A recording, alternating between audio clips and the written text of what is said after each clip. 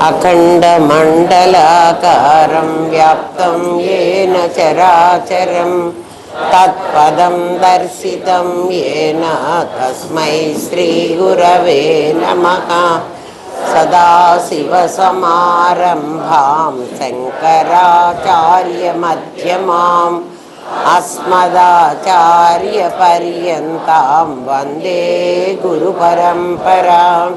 गुरुब्रह्मा गुरुर्विष्णु गुरुदेवो महेश्वरः गुरुसाक्षात् परब्रह्मा तस्मै श्रीगुरवे नमः। नित्यानन्दं परमसुखदं केवलं ज्ञानमूर्तिं विश्वातीतं गगनसदृशं तत्त्वमस्यादिलक्ष्यम् एकं नित्यं विमलमचलं सर्वधी साक्षिभूतं भावातीतं त्रिगुणरहितं सद्गुरुं तं नमामि। ॐ सहना भवतु सहनौ भुनक्तु सह वीर्यं करवावहै तेजस्विनावधीतमस्तु मा विद्विषावहै। ॐ शान्ति शान्ति शान्तिः।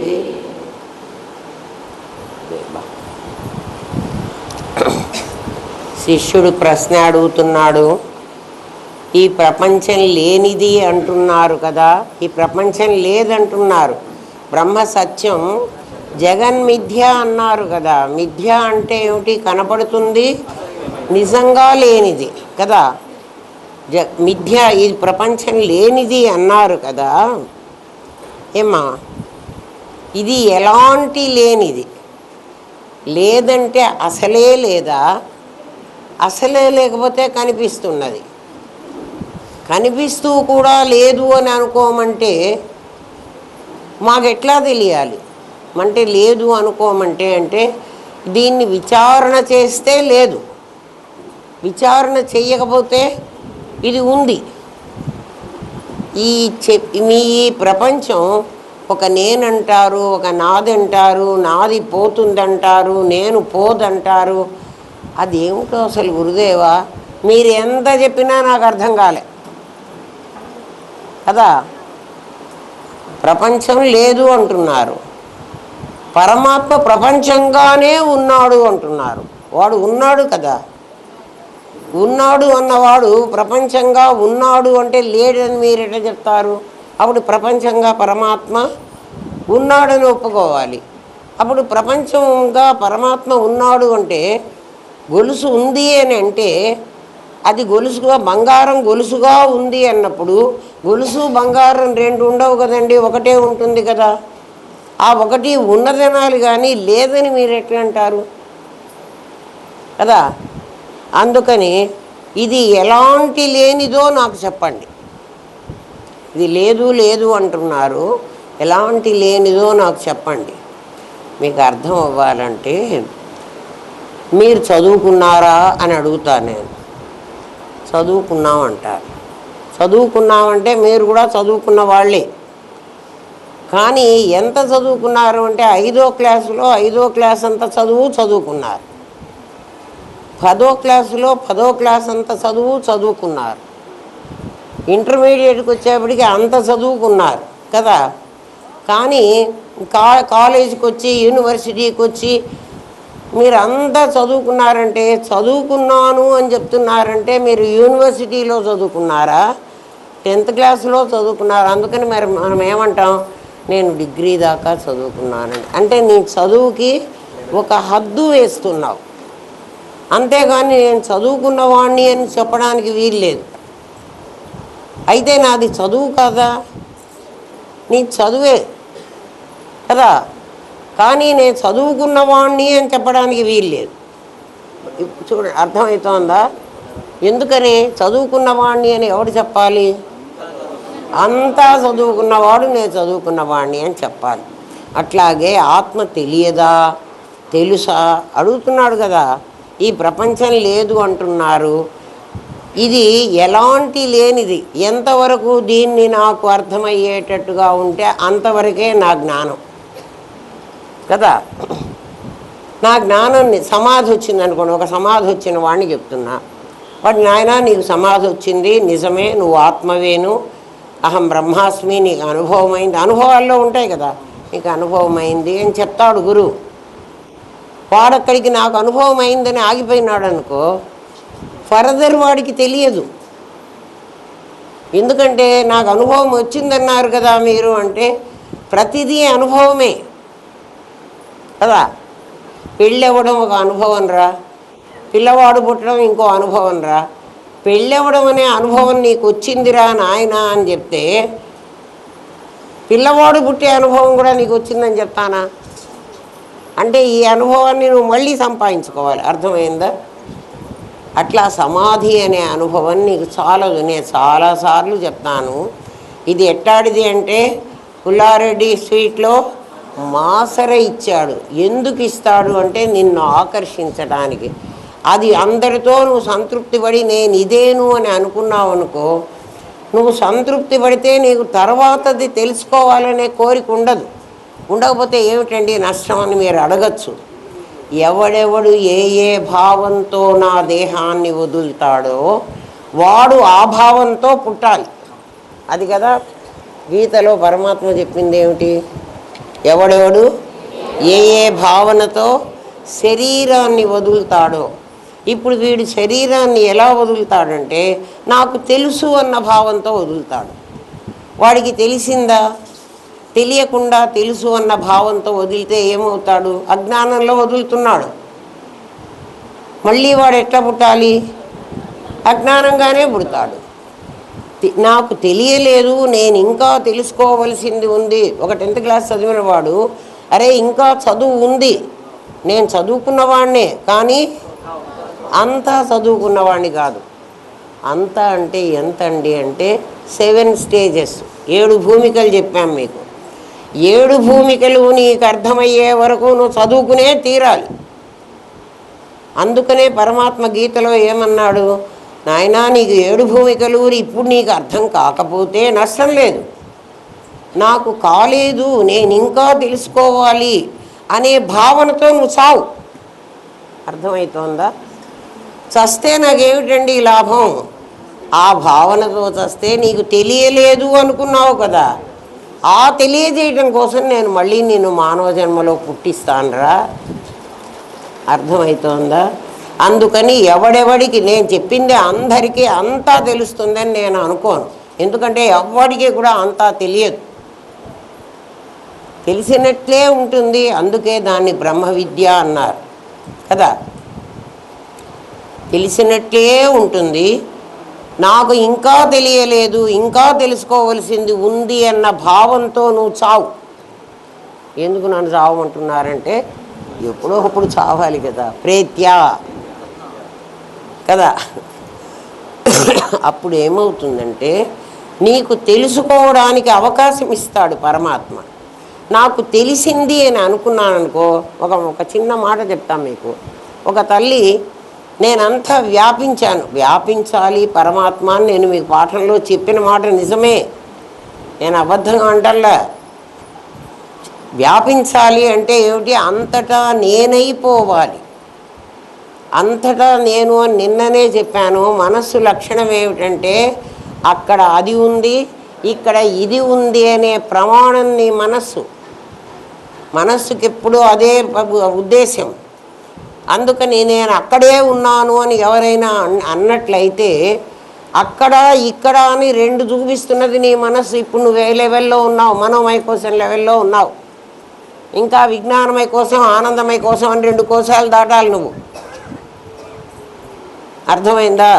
మరి నాకు అంతా వచ్చేసింది అనుకుంటే నీకే నష్టపోతావు. అందుకని చెప్తున్నాడు, ఈ ప్రపంచం లేదు లేదు అంటున్నారండి. నాకు కనపడుతున్నది, కనపడటమే కాదు, ఒకవేళ 1.5 సేపు ఇక్కడ మనం కూర్చుంటున్నామేమో, మిగిలిన 22.5 గంట ఈ ప్రపంచం మనని బాధిస్తున్నది. ఊరికే కూడా కాదు. ఏం బాధిస్తోంది? మూడిటితో బాధిస్తోంది. మన్ని 3 వైపుల నుంచి అటాక్ చేస్తోంది. 4వ వైపు గోడ ఉందనుకుంటున్నాం. 3 వైపుల నుంచి అటాక్ చేసినప్పుడు మనకి గోడ ఎక్కడుంది? 4వ వైపు గోడ ఉంది. వెనక్కి ఎంత దూరం పొమ్మంటావు? గోడ అందుకుండే వరకు పోతావు. వెనక నేనున్నాను అని నీకు తెలిసిందనుకో, మీకు అర్థమయ్యేట్టు చెప్తా చూడండి. మామూలు మీకు తెలిసినది, చిన్నపిల్లల్ని ఎవరైనా కొట్టడానికో ఎత్తుకుపోవడానికో ఏదో ఆడుకోవడానికన్నా ఆ పిల్లల్ని ఏదో కవ్వించడానికి వచ్చారు అనుకోండి, అట్నుంచి వస్తే ఇటు తప్పించుకుపోతుంది ఆ చిన్న పాప. ఇట్నుంచి కూడా ఇంకొకళ్ళు వచ్చారనుకోండి, ఇంకొక వైపు తప్పించుకుపోదాం. 3 వైపుల నుంచి 3 వెంటబడ్డారు అనుకోండి, ఆ అమ్మాయి ఎక్కడికి వస్తుందంటే వాళ్ళ అమ్మ దగ్గరికి వస్తుంది. ఎక్కడికి వస్తుంది? అమ్మ దగ్గరికి వస్తుంది. అంటే ఉద్దేశం ఏమిటి? ఈ 3 నుంచి నాకు రక్షణ కావాలంటే అమ్మ ఒక్కతే నాకు రక్షణ ఇవ్వగలదు. పరిగెత్తుకుంటూ వచ్చి అమ్మ ఒళ్ళో కూర్చుంటుంది. ఇప్పుడు ఆ 3 అమ్మే వాళ్ళతో హ్యాండిల్ చేస్తుంది.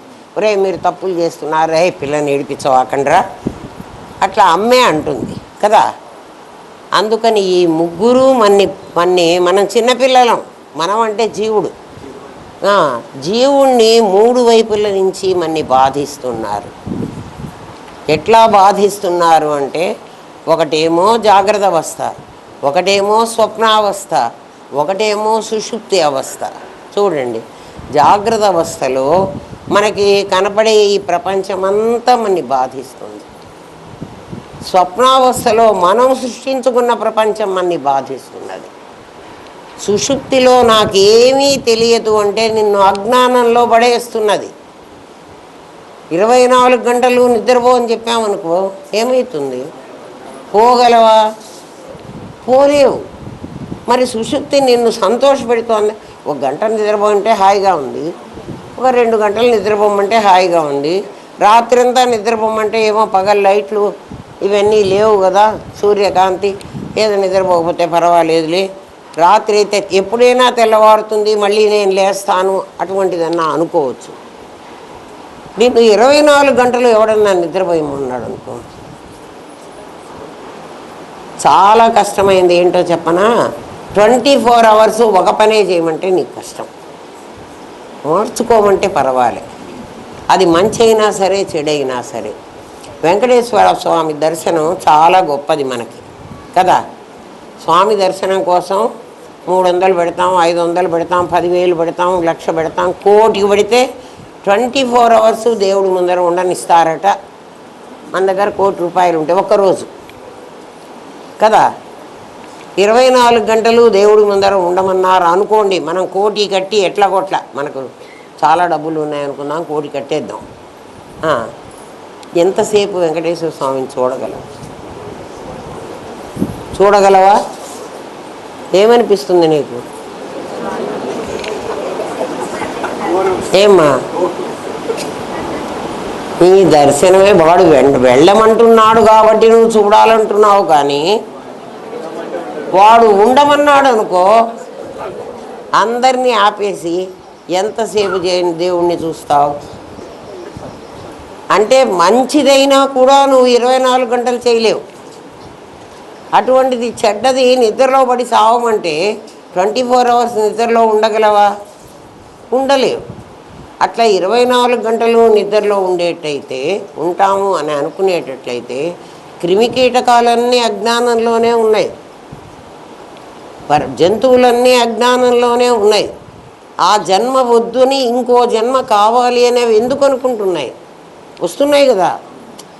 ఎవడైనా వాడు కోరుకోకపోతే జన్మకి రాడు కదమ్మా. ఇంకో జన్మకు వస్తున్నాయి అంటే ఏమిటి? బహూనాం జన్మనాం అంతే.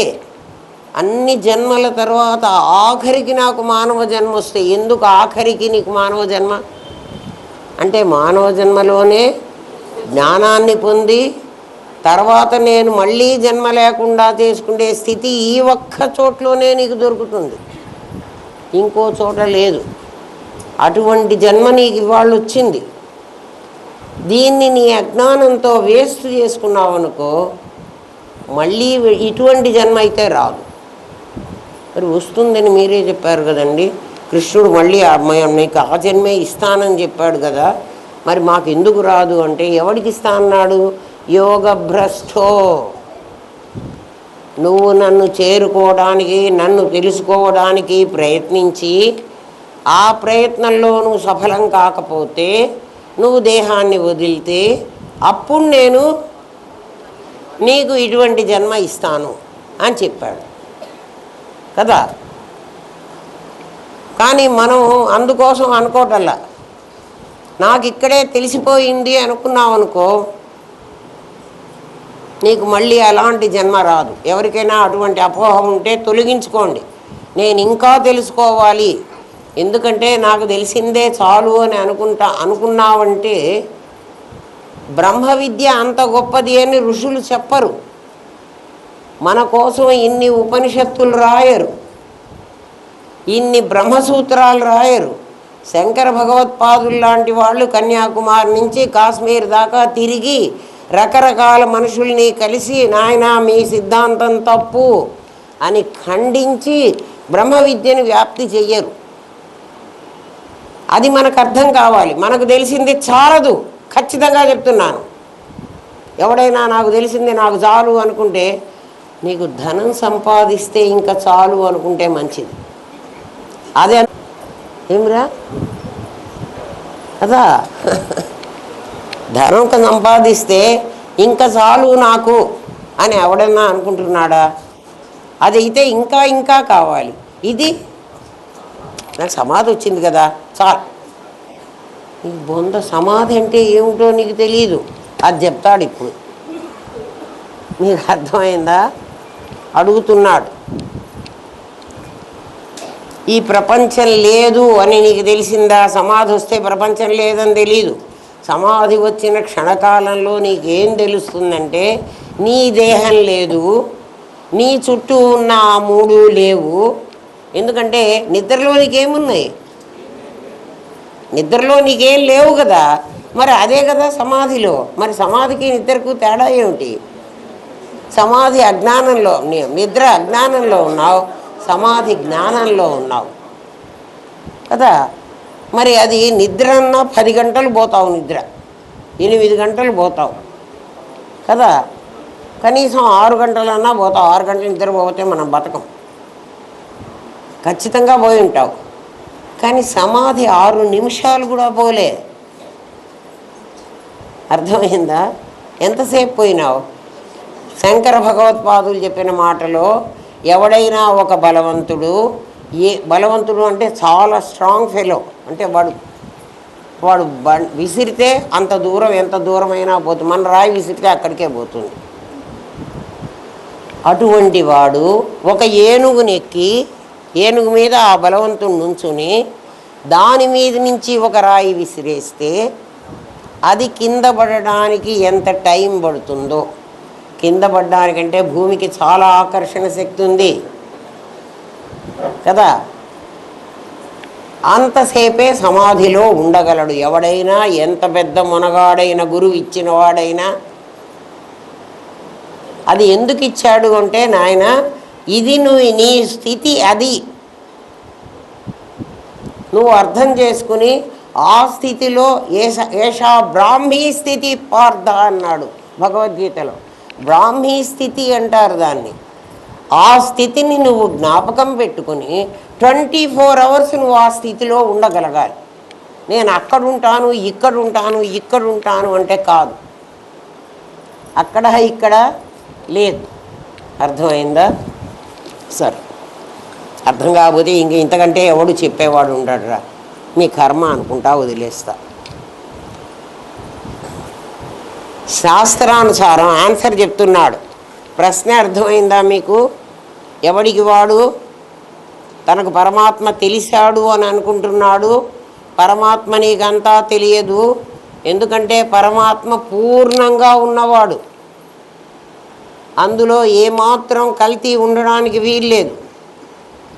24 క్యారెట్స్ గోల్డ్ కదా, 22 క్యారెట్స్ నగలైనాయి అంటే 22 క్యారెట్స్ అయింది. ఇంకా కూడా ఆ కాలంలో స్వర అని కలిపి 2 స్వర, అనందర స్వర, ఏవో రకరకాల స్వరాలు కలిపేవాడు. చెప్పా కదా, నా గాజు తీసుకెళ్ళి నైట్రిక్ యాసిడ్లో వేసి వస్తే గాజు అంతా ఆ స్వర అంతా తినేసింది.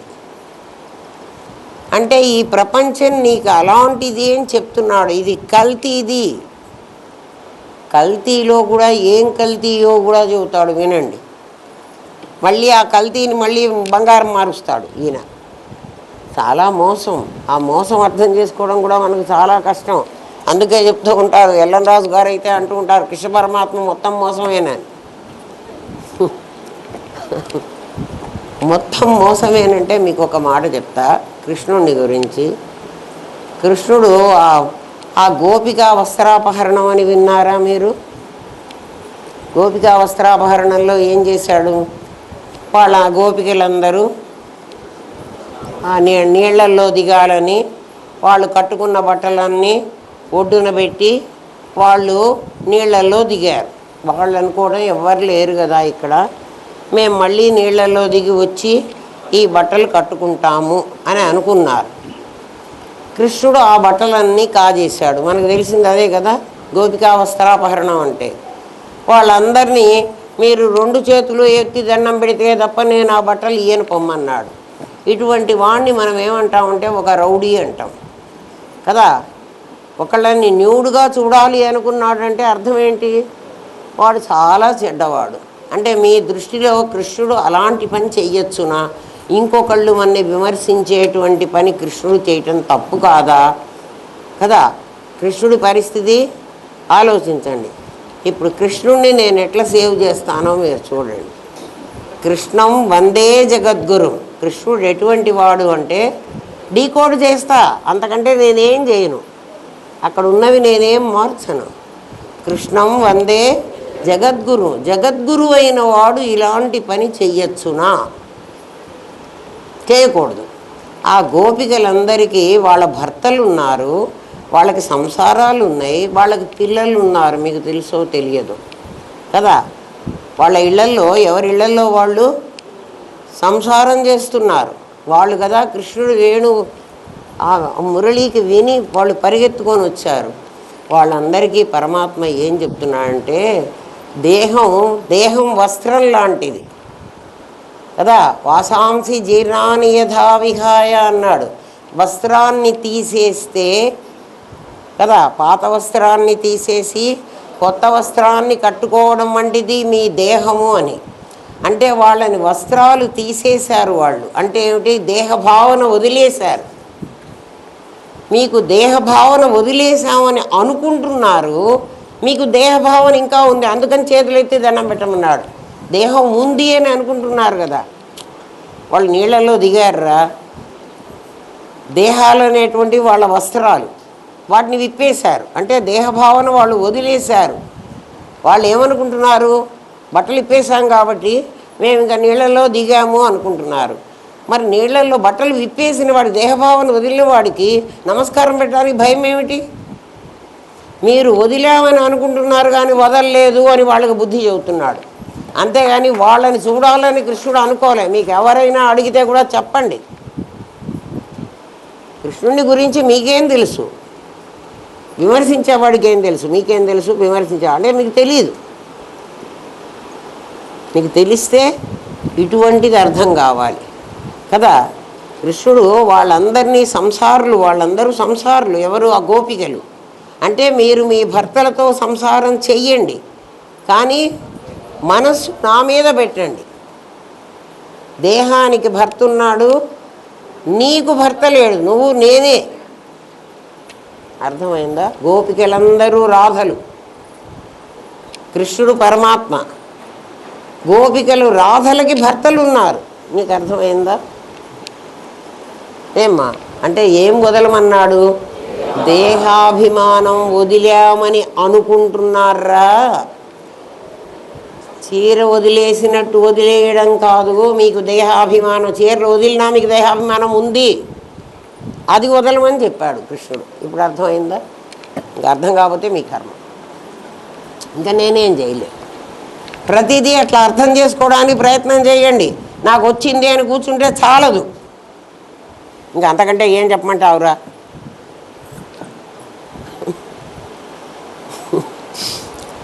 ఏమ్మా, శాస్త్రానుసారం, శాస్త్రం చెప్పిన మాట చెప్తున్నాడు గురువు. శాస్త్రానుసారం లేకపోవడాన్ని అభావం అంటారు. లేకపోవడము అంటే ఆ వస్తువు లేదు. ఈ అభావము 4 విధాలుగా ఉంది. 4 రకాలైన అభావాలు మీకు చెప్తున్నది శాస్త్రం.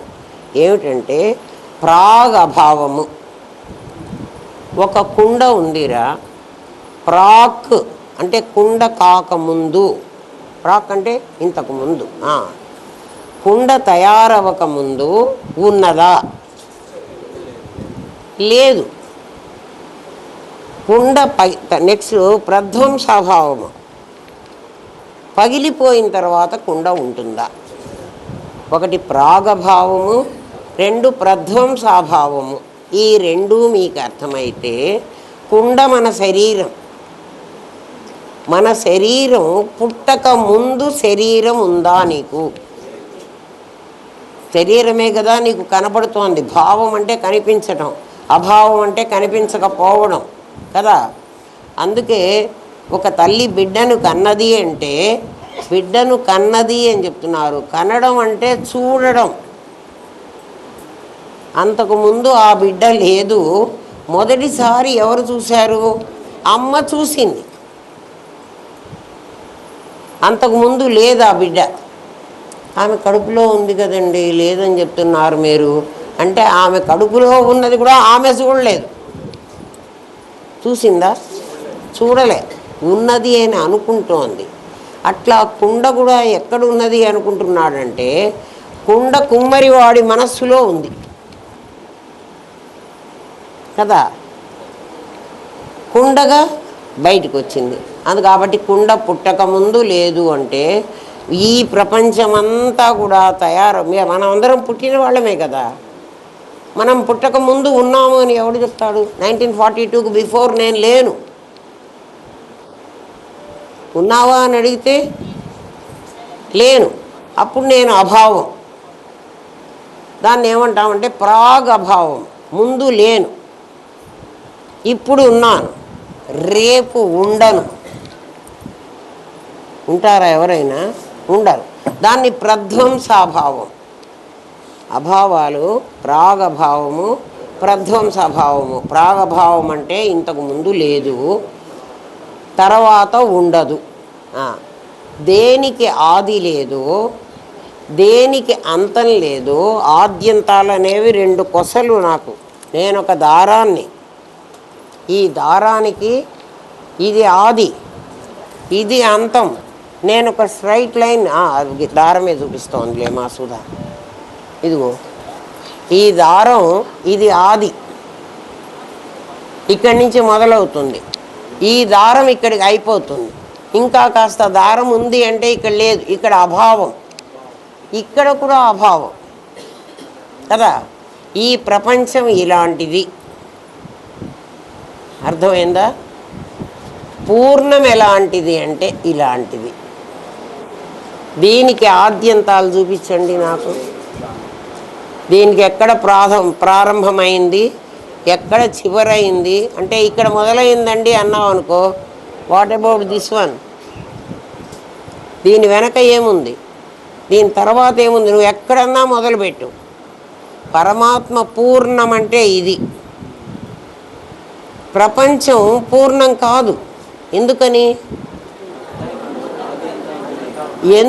ఎందుకు ప్రపంచం పూర్ణం కాదంటే మొత్తం నిండి ఉండాలి. ఇక్కడ ఖాళీ, ఇక్కడ ఖాళీ, ఇక్కడ ఖాళీ. పోన్లే, ఆనందధామం అంతా నిండిందని ఈ ఖాళీని కూడా ఉన్న దాంట్లో లెక్కేసుకుందాం పోండి. మరి ఆ విజ్ఞానధామంలో ఎవరు లేరే? అంటే ఈ జనం అంతా ఎక్కడికి అయిపోయినారు? అక్కడికి అయిపోయినారు. వీళ్ళు ఎక్కడ మొదలైనారు? ఇక్కడ మొదలైన. వీళ్ళకి ఆద్యంతాలు ఉన్నాయి. వీళ్ళు ఆ విశ్వమంతా వ్యాపించి ఉన్నారా? ఏ ప్రపంచమని నువ్వు అంటున్నావో ఆ ప్రపంచం విశ్వవ్యాప్తికి చెందిందా? మీరే చూడండి, మనకు వరల్డ్ మ్యాప్ కనపడితే వరల్డ్ మ్యాప్లో ఆసియా, ఐరోపా, ఏమ్మా, ఆఫ్రికా, ఆస్ట్రేలియా, ఏమ్మా, ఉత్తర అమెరికా, దక్షిణ అమెరికా, ఆ మిగిలిన చోటంతా అండి ఏముంది? ఇది లేదు, నీరుంది. కొంత భూభాగం ఉంది, కొంత నీరుంది, కొంత ఆకాశం ఉంది. అంతేనా? ఎంత ఎంత ఉంది అంటే నువ్వు చెప్పలేవు. మొత్తానికి ఈ మూడు కలిస్తే ఒక పూర్ణం ఉంది. అప్పుడు ప్రపంచం పూర్ణంగా ఉందంటావా, ఆకాశం పూర్ణంగా ఉందంటావా, లేక నీరే పూర్ణంగా ఉందంటావా? అన్నీ కొంచెం కొంచెమే ఉన్నాయండి, ఏది నిండా లేదు అంటావు కదా. అంటే నీ తెలివి అది, నీ తెలివిని మా లాక్కొస్తా. నీ లెవెల్ చెప్పానురా, నా లెవెల్కి పిలుచుకోవచ్చుకుంటా. నీ లెవెల్ చెప్తే కదా నీకు అర్థమయ్యేది. తర్వాత అవును కదా మా లెవెల్ తప్పు అని అప్పుడు మీరు అంటారు. అందుకని నేర్చుకోమంటున్నా, నీకు వచ్చింది చాలదు అంటున్నా. అర్థమైందా? నాకు వచ్చిందే చాలు అనుకుంటే చాలు, డబ్బులు అట్లా చాలు అనుకో అమ్మ, అసలు అనుకో కదా.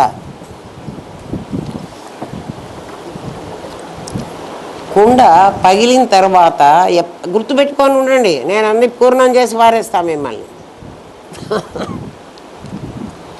సగం సగం ఉన్నామని గుర్తుపెట్టుకోండి.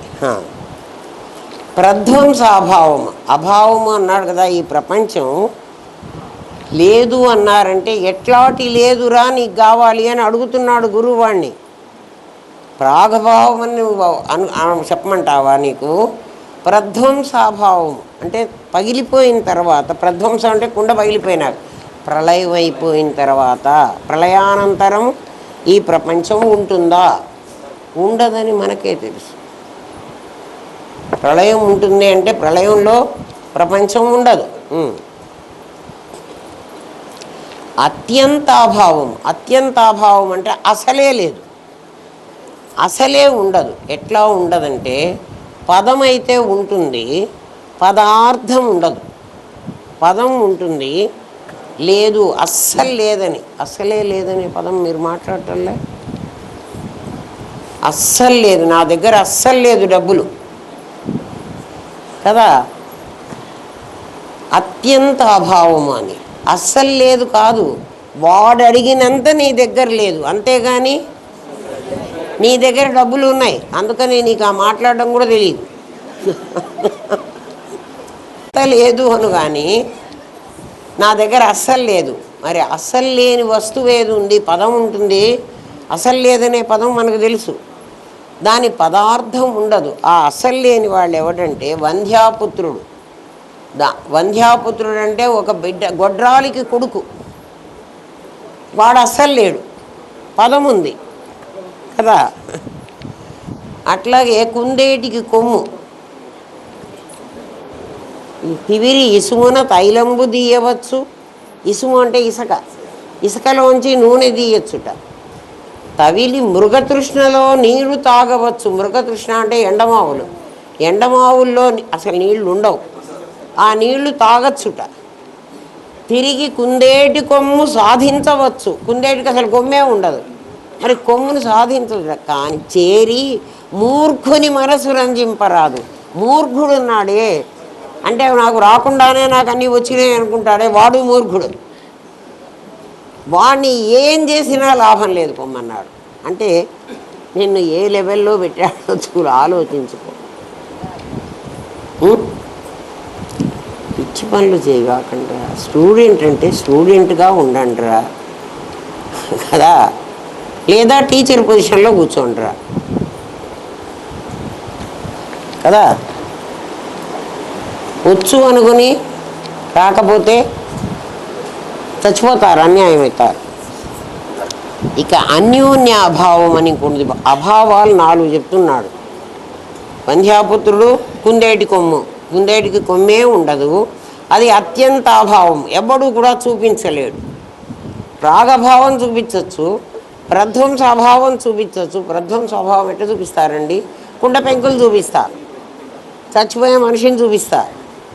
వీడు చచ్చిపోయినాడు రా, వీడు లేడురా, వీడు అభావం రా అని చెప్పచ్చు కదా. అత్యంత అభావాన్ని చూపించడానికి లేదు. చూపించానంటే నేను మూర్ఖుణ్ణి అయిపోవాలి కదా. అత్యంత అభావాన్ని చూపించండి. అస్సలు లేని దాన్ని చూపించలేరు. ఈ ప్రపంచం అస్సలు లేదు కదండి. అస్సలు లేదని మేమంటాం లేదమ్మా. ప్రపంచానికి సత్యత్వం లేదంటున్నా, శాశ్వతం కాదంటున్నా కదా. లేదు అనిలే, అబద్ధం అంటున్నా. బంధించడానికి వీలైంది కాదు. బంధించడానికి వీలైందంటే పట్టుకోవడానికి వీలైంది కాదు. నువ్వు పట్టుకుంటున్నావు దీన్ని. ప్రపంచం ఎలాంటిది అంటే నీ చేతిలోకి చిక్కదు. నా చేతిలోకి చిక్కడం ఏమిటండి? ఈ ప్రపంచాన్ని పిల్లవాడు చూడు, పుట్టిన బిడ్డ ఇట్లా వస్తాడు అంటే వాడి ఉద్దేశం ఏమిటి? ఈ ప్రపంచాన్ని ఇట్లా పట్టుకోవాలి. పుట్టిన బిడ్డకు చూడండి ఇట్లే ఉంటాయి పిడికిళ్ళు. అప్పుడు వాడు ఏమనుకుంటున్నాడు అంటే దీన్ని పట్టుకున్నాను అనుకుంటున్నాడు. అట్లాగే నువ్వు కూడా నీ దేహాన్ని పట్టుకున్నాను అనుకుంటున్నావు. ఏం పట్టుకున్నావు? అదే బంధం నీకు. నేను అన్నవాడికి నా దేహాన్ని నేను పట్టుకున్నాను అంటున్నాడు. అందుకని నేను వదిలేశాను అంటున్నాడు. కాదు, దేహం నిన్ను పట్టుకుంది. దేహం నన్ను పట్టుకుందంటే ఏమిటండి? కుండలోకి కోతి చేయి పెట్టింది. చేతి పెట్టి గింజలు పట్టుకునేటప్పటికీ కుండ ఏం చేసింది? కోతి చెయ్యిని పట్టుకుంది. కుండ కోతి చెయ్యి పట్టుకుంది. కుండ ఏం పట్టుకుంది? కోతి ఏం పట్టుకుంది? కుండలో గింజలు పట్టుకుంది. కుండను పట్టుకోలే. మీకు అర్థమైందా? కోతి కుండను పట్టుకోలే, కుండ కోతిని పట్టుకుంది. ఎందుకని? దానిలో గింజలు తినాలంటే. మరి నువ్వేం పట్టుకున్నావో చెప్పమంటావా? నీ శరీరం అనే దాంట్లో కొన్ని కర్మలు తెచ్చుకున్నావు నువ్వు. ఈ కర్మలు ఉన్నాయి నీ కుండలో, వాటిని పట్టుకున్నావు. అవి ఎప్పుడు వదిలేస్తావో అప్పుడు ఈ కుండ నిన్ను వదిలేస్తుంది. అవునా కాదా? ఆలోచించండి రా. కుండ నిన్ను పట్టుకోలే, కానీ కుండ నిన్ను పట్టుకున్నట్టుగా ఉన్నది. ఎందుకని అంటే దానిలో గింజల్ని నువ్వు పట్టుకున్నావు. ఆ గింజలు వదిలే, కుండను వదిలేయక్కర్లేదు. గింజలు వదిలేస్తే ఆటోమేటిక్గా కుండ వదిలేస్తుంది.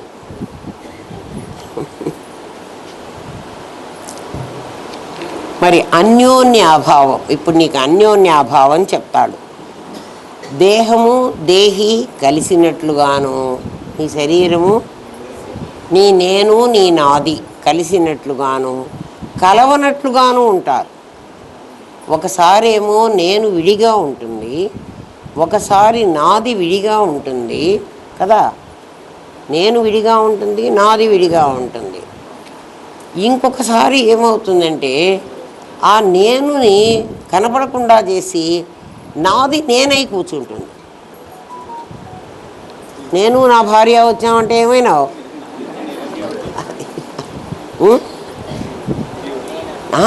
జీవుడు అవ్వక్కర్లే. జీవుడు అంటే ఏమిటి? దాన్ని అభిమానించేవాడు జీవుడురా. నాది నేనునే మాట్లాడండి ఇప్పుడు కదా. మీరు ప్రపంచాన్ని గురించే మాట్లాడుతున్నారు కదా. నాది నేనై కూర్చుంటుంది. అన్యోన్యం, వాళ్ళిద్దరికీ అన్యోన్యం. అట్లా కలిసి ఉన్నారు వాళ్ళిద్దరూ. ఏమ్మా, ఎట్లా కలిసి ఉన్నారంటే నేను కనిపించదు, నీ నాది కనిపిస్తుంది కదా. నేను వాడు ఫ్రెండ్స్ అండి అన్నావు. మీరిద్దరూ వీడు నా ఫ్రెండ్ అండి అన్నావు. ఫ్రెండ్ కనిపిస్తాడు, ఫ్రెండ్షిప్ కనిపించదు కదా. వాడికి నీకు ఏం బంధం ఉంది? ఫ్రెండ్షిప్ నిరాకారం. అందుకని చెప్తున్నా కదా.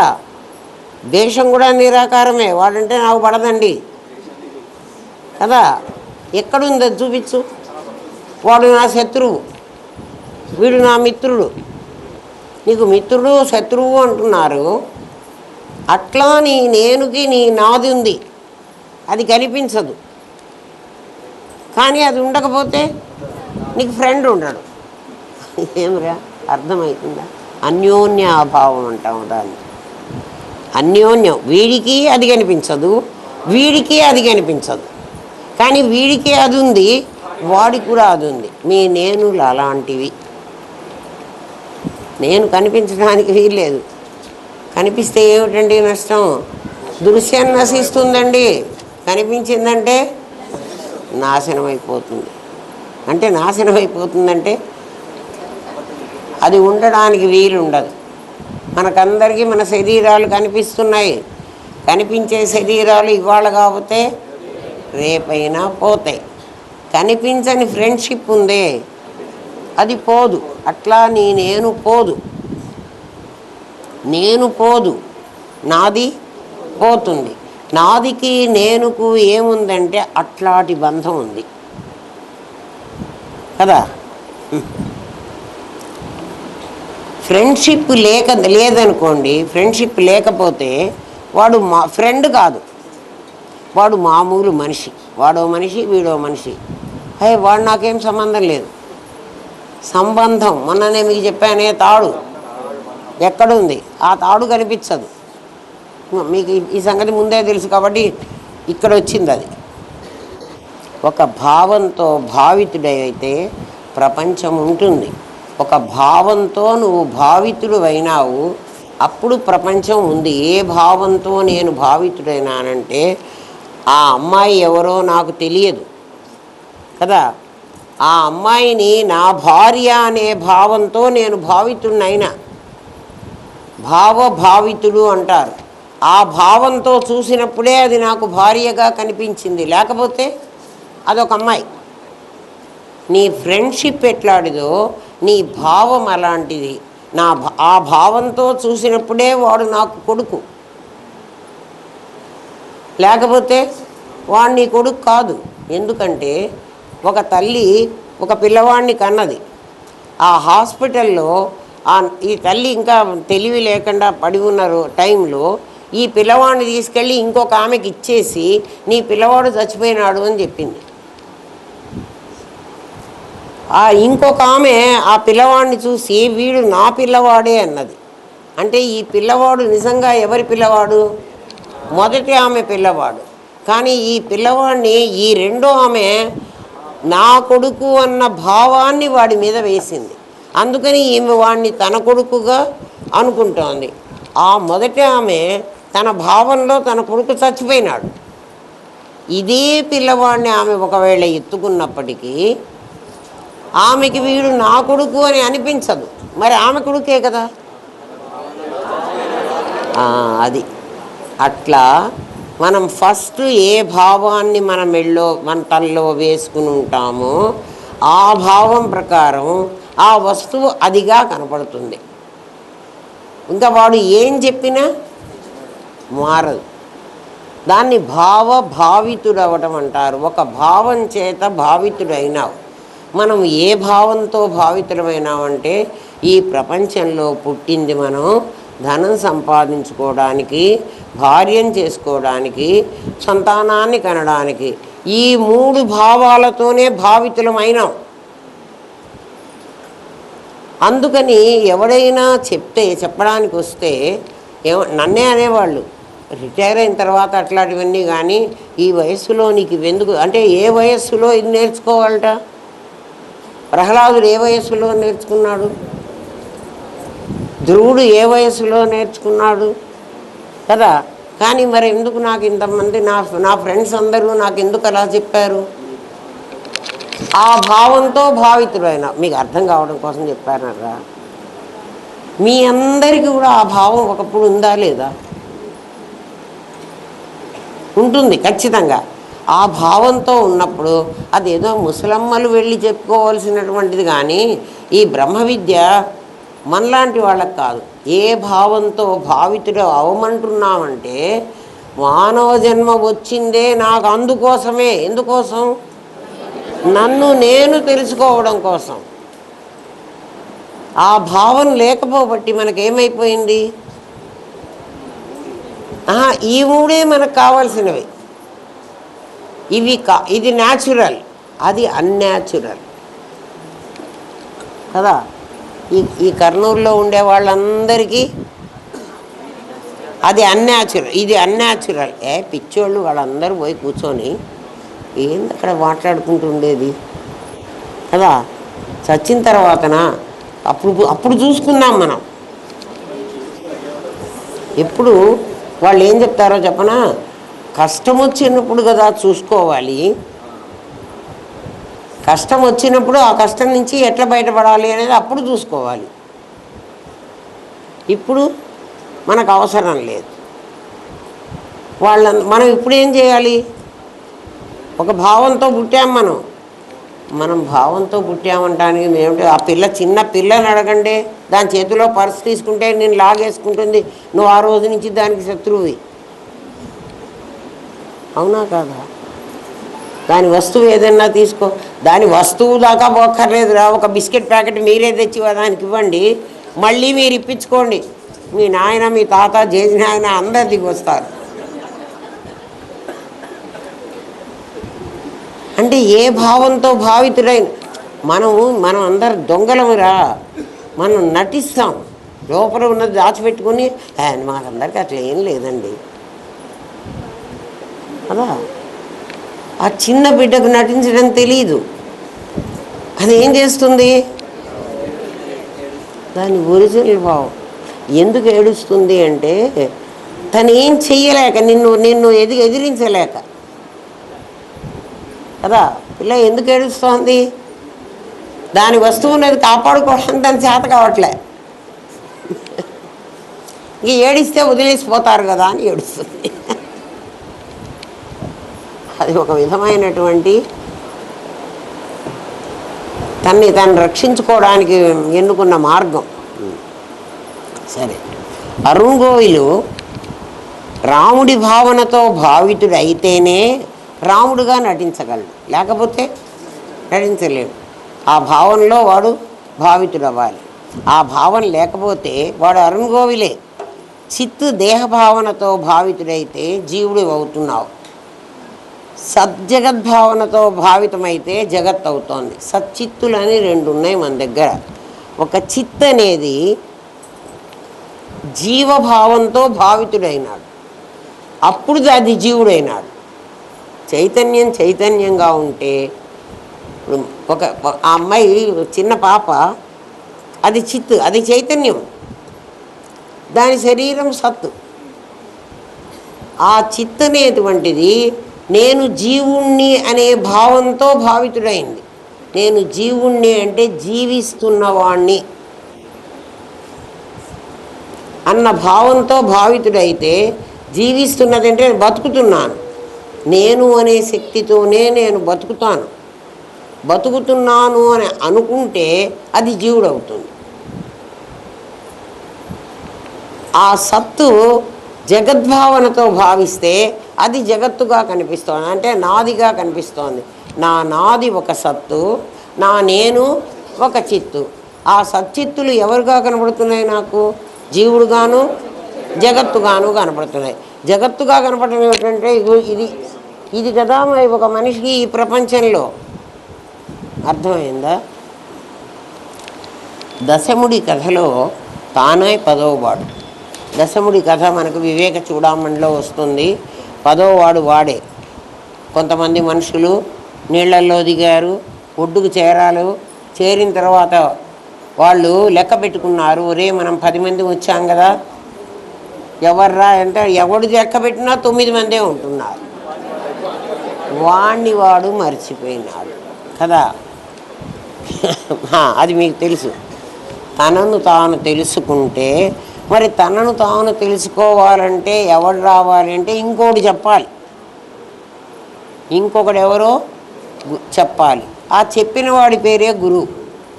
అందుకని నేను తెలుసుకోవడానికి వీల్లేదు. నేను ఎదుటివాడిని చూస్తూ ఉంటాను. ఎక్స్ట్రోవర్ట్ అయి ఉన్నాయి నా ఇంద్రియాలన్నీ కూడా, బయటికి చూస్తున్నాయి, అవి లోపలికి చూడటంలే. అందుకని నేను కౌంట్ చేస్తున్నా, అందులో నేనున్నాను అనే జ్ఞానం నాకు లేదు. అది అజ్ఞానం. నువ్వే లెక్క పెడుతూ నువ్వే మర్చిపోతున్నావు. 10లో సున్నగా జీవజగత్తులైపోతాయి, తానొక్కడే మిగులుతాడు. మొత్తం 10 మంది ఉన్నారు కదా, ఆ 10లో సున్నా తానొకటి. అందుకే నేను అద్వైత పరిప్రశ్నోత్తర రత్నావళి 127 క్వశ్చన్స్ రాస్తున్నా. 127 అంటే అది 10, 7, 2, 9, 1, 10. 10లో సున్నా సున్నే, సున్నాకి వాల్యూ లేదు, నేను ఒక్కడనే మిగులుతా. అది అద్వైతం. అందుకని దాంట్లో 127 ప్రశ్నలు ఉంటాయి. ఫస్ట్ పార్ట్ అయిపోతుంది, సెకండ్ పార్ట్ మళ్ళీ 127, థర్డ్ పార్ట్ కూడా 127. ఎక్కడి ఉన్నా అంటే 127 ఉంటున్నాయి అంటే అర్థం ఏమిటి? ఒక్కడే అని అర్థం. అర్థమైందా? అందుకే శాస్త్రం ఏమందంటే తదేకో అవశిష్ట శివ కేవలోహం. తదేకో అవశిష్ట, ఏదైతే మిగులుతున్నదో, మిగిలింది ఏమిటి అంటే 10లో సున్నా తీసేస్తే 1 మిగులుతుంది కదా. ఆ 1 ఎవరంటే అవశిష్ట తదేకో ఏకో అవశిష్ట, ఏ ఒకటైతే మిగిలిందో అది శివ. అది శాశ్వతమైంది, అది చావదు. ఆ చావనిది ఏదంటే అహం, నేనే. తదేకో వశిష్ట శివ కేవలోహం, నేను మాత్రమే. అర్థమైందా? ఏ నేను? ఈ ప్రపంచంలో ఎన్ని జరిగినా, ఎన్నున్నా, ఎన్ని పోయినా మిగిలేది నువ్వొక్కడివే. నువ్వొక్కడివే అంటే అందరూ చచ్చిపోతే నేను ఒక్కడి బతుకుతానా? కాదు. నీ నేను, వీడి నేను, వాడి నేను కూడా, వాడి నేను, వాడి నేను కూడా. ఈ ప్రపంచం అంతా ప్రళయంలో మునిగిపోయినప్పటికీ నేను అనేవాడు ఒక్కడు మాత్రం ఉంటాడు. ఆ నేనే ఎందుకు ఉంటాడు అంటే మీకు చెప్తా చూడండి. సునామీ రాని, భూకంపం రాని ఏం పోతున్నాయి అంటే ఏవైతే తయారైనాయో అవి పోతాయి. నిన్న మయన్మార్లో భూకంపం వచ్చింది, బిల్డింగులన్నీ పడిపోయినాయి, ఎయిర్పోర్ట్ పడిపోయింది. ఇవన్నీ ఏమిటి? తయారైనవి. నీ శరీరం తయారైంది. ఎక్కడ తయారైంది? మీ అమ్మ కడుపులో తయారైంది. అందుకని తయారైన శరీరాలన్నీ పోతాయి. మరణం ఎవరికి ఉంటుంది? ఎవరు తయారైనారో వాళ్ళకు ఉంటుంది.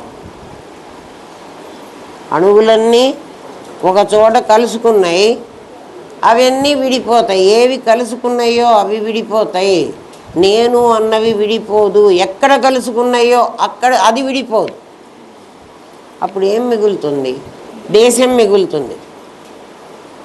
అక్కడ ఉన్నటువంటి సునామీ వచ్చి అన్నీ కొట్టుకుపోతే అక్కడ ఉన్నటువంటి ఆకాశం మిగిలింది. వర్షం వచ్చింది, మంటలు మండినాయి, ఆకాశం మిగులుతున్నది. ఆకాశం తడవటం లేదు, ఆకాశం కాలటం లేదు. మరి ఆకాశమే కాలకపోతే ఆకాశానికి పైన ఉన్న చిదాకాశం ఎట్లా కాలుతుంది? ఆ చిదాకాశానివి నువ్వురా. అప్పుడు నువ్వు ఎట్లా ఉన్నావు? నేను ఆకాశంగా ఉన్నాను. ఇప్పుడున్న నేను దేహంగా ఉన్నాను. ఇప్పుడున్న నేను దేహంగా ఉన్నాను, ప్రపంచంగా ఉన్నాను కదా, పరమాత్మగా ఉన్నాను. ఎప్పుడు? చిదాకాశంలో.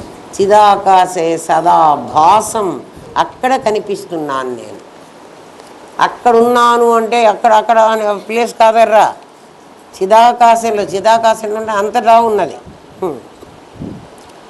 ఈ ప్రపంచం పరమాత్మే. పరమాత్మకు ఉనికి, ఎరుక అనే 2 లక్షణాలు ఉన్నాయి. ఉనికి శాశ్వతం, అందుకే దాన్ని సత్ అంటారు. ఓం తత్ సత్ అంటారు. త్వం సత్ అనరు. మీరు గమనించారో లేదో? ఓం తత్సత్ అంటే ఏమిటి? తత్ అన్నది మాత్రమే సత్, అది ఒక్కటే శాశ్వతం. ఏమిటది అంటే ఉనికి, ఉండడం. ఉన్నది అంటే కాదు.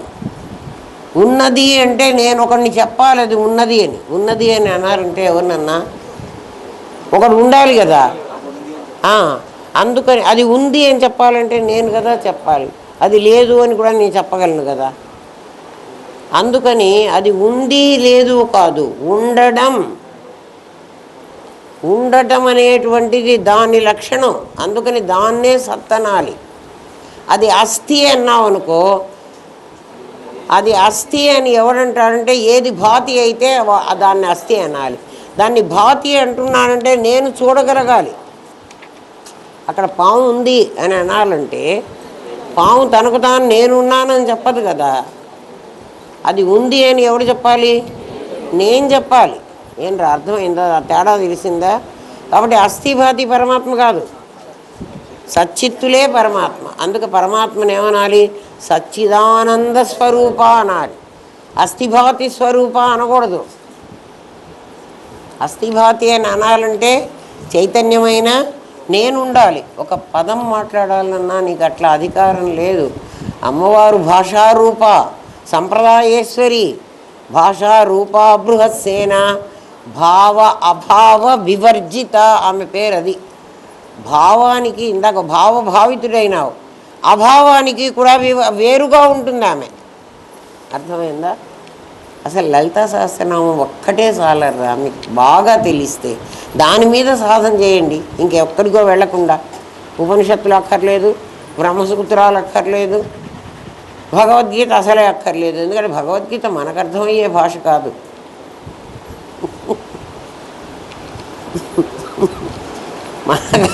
మనకు అర్థమయ్యేది లలితా సహస్రనామం. ఎందుకండి అంటే ఇవన్నీ అర్థం కాని స్థితిలో అగస్త్యుడు వెళ్ళి హయగ్రీవుడు 2 కాళ్ళు పట్టుకున్నట్టు ఆయన కదలనియ్యాడు, ఆయన ఎక్కడికి పోనీయాడు. అయ్యా నాకు నువ్వు చెప్పవలసిందే, నాకు ఈ బ్రహ్మ విద్య అర్థం కాలేదు పొమ్మన్నట్ట. ఫైనల్గా చెప్పింది లలితా సహస్రనామం. అందుకే చూడండి, హయగ్రీవ అగస్త్య సంవాదే శ్రీలలిత రహస్య నామ సహస్ర స్తోత్ర కథనన్నామ ద్వితీయోధ్య. అది స్తోత్రంలాగా చెప్పాడు, అంటే ప్రతిమోపాసనలాగా చెప్పాడు. అది ప్రతీకోపాసన, అది అహంగ్రహోపాసన. 3 స్టేజుల్లో చెప్పాడు లలితా సహస్రనామం. అందుకే ఇప్పుడు చాలామంది లలితా సహస్రనామం చదువుకుంటున్నారు. అంటే ప్రతిమోపాసన వాళ్ళని చదువుకోమన్నాం, ప్రతీకోపాసన వాడిని చదువుకోరని ఆయన అన్నాం. ఎందుకంటే చదవంగా అమ్మ అమ్మ అమ్మ అని పిలుస్తుంటే ఎప్పుడో అప్పుడు అమ్మ పలకదా?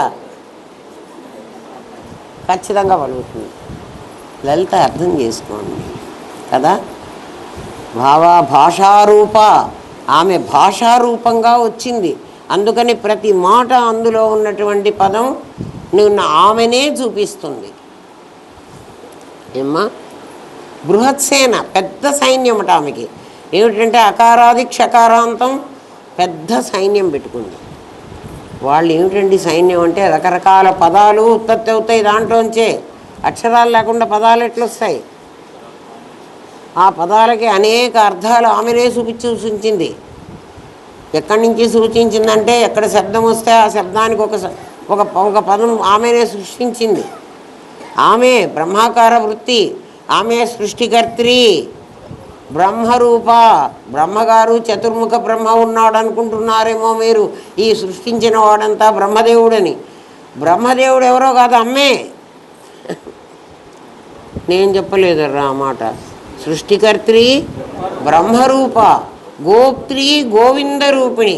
గోప్త్రి దాచిపెట్టిందిట, కనపడకుండా మాయ చేసింది అమ్మ. అప్పుడప్పుడు మాయ చేసి దాచిపెట్టి ఇదిగోరా ఒక చాక్లెట్ ఇస్తున్నా అంటుంది. అట్లా మన ముఖాన డబ్బులు బారేసింది, పెళ్ళాన్ని బారేసింది, పిల్లలు బారేసింది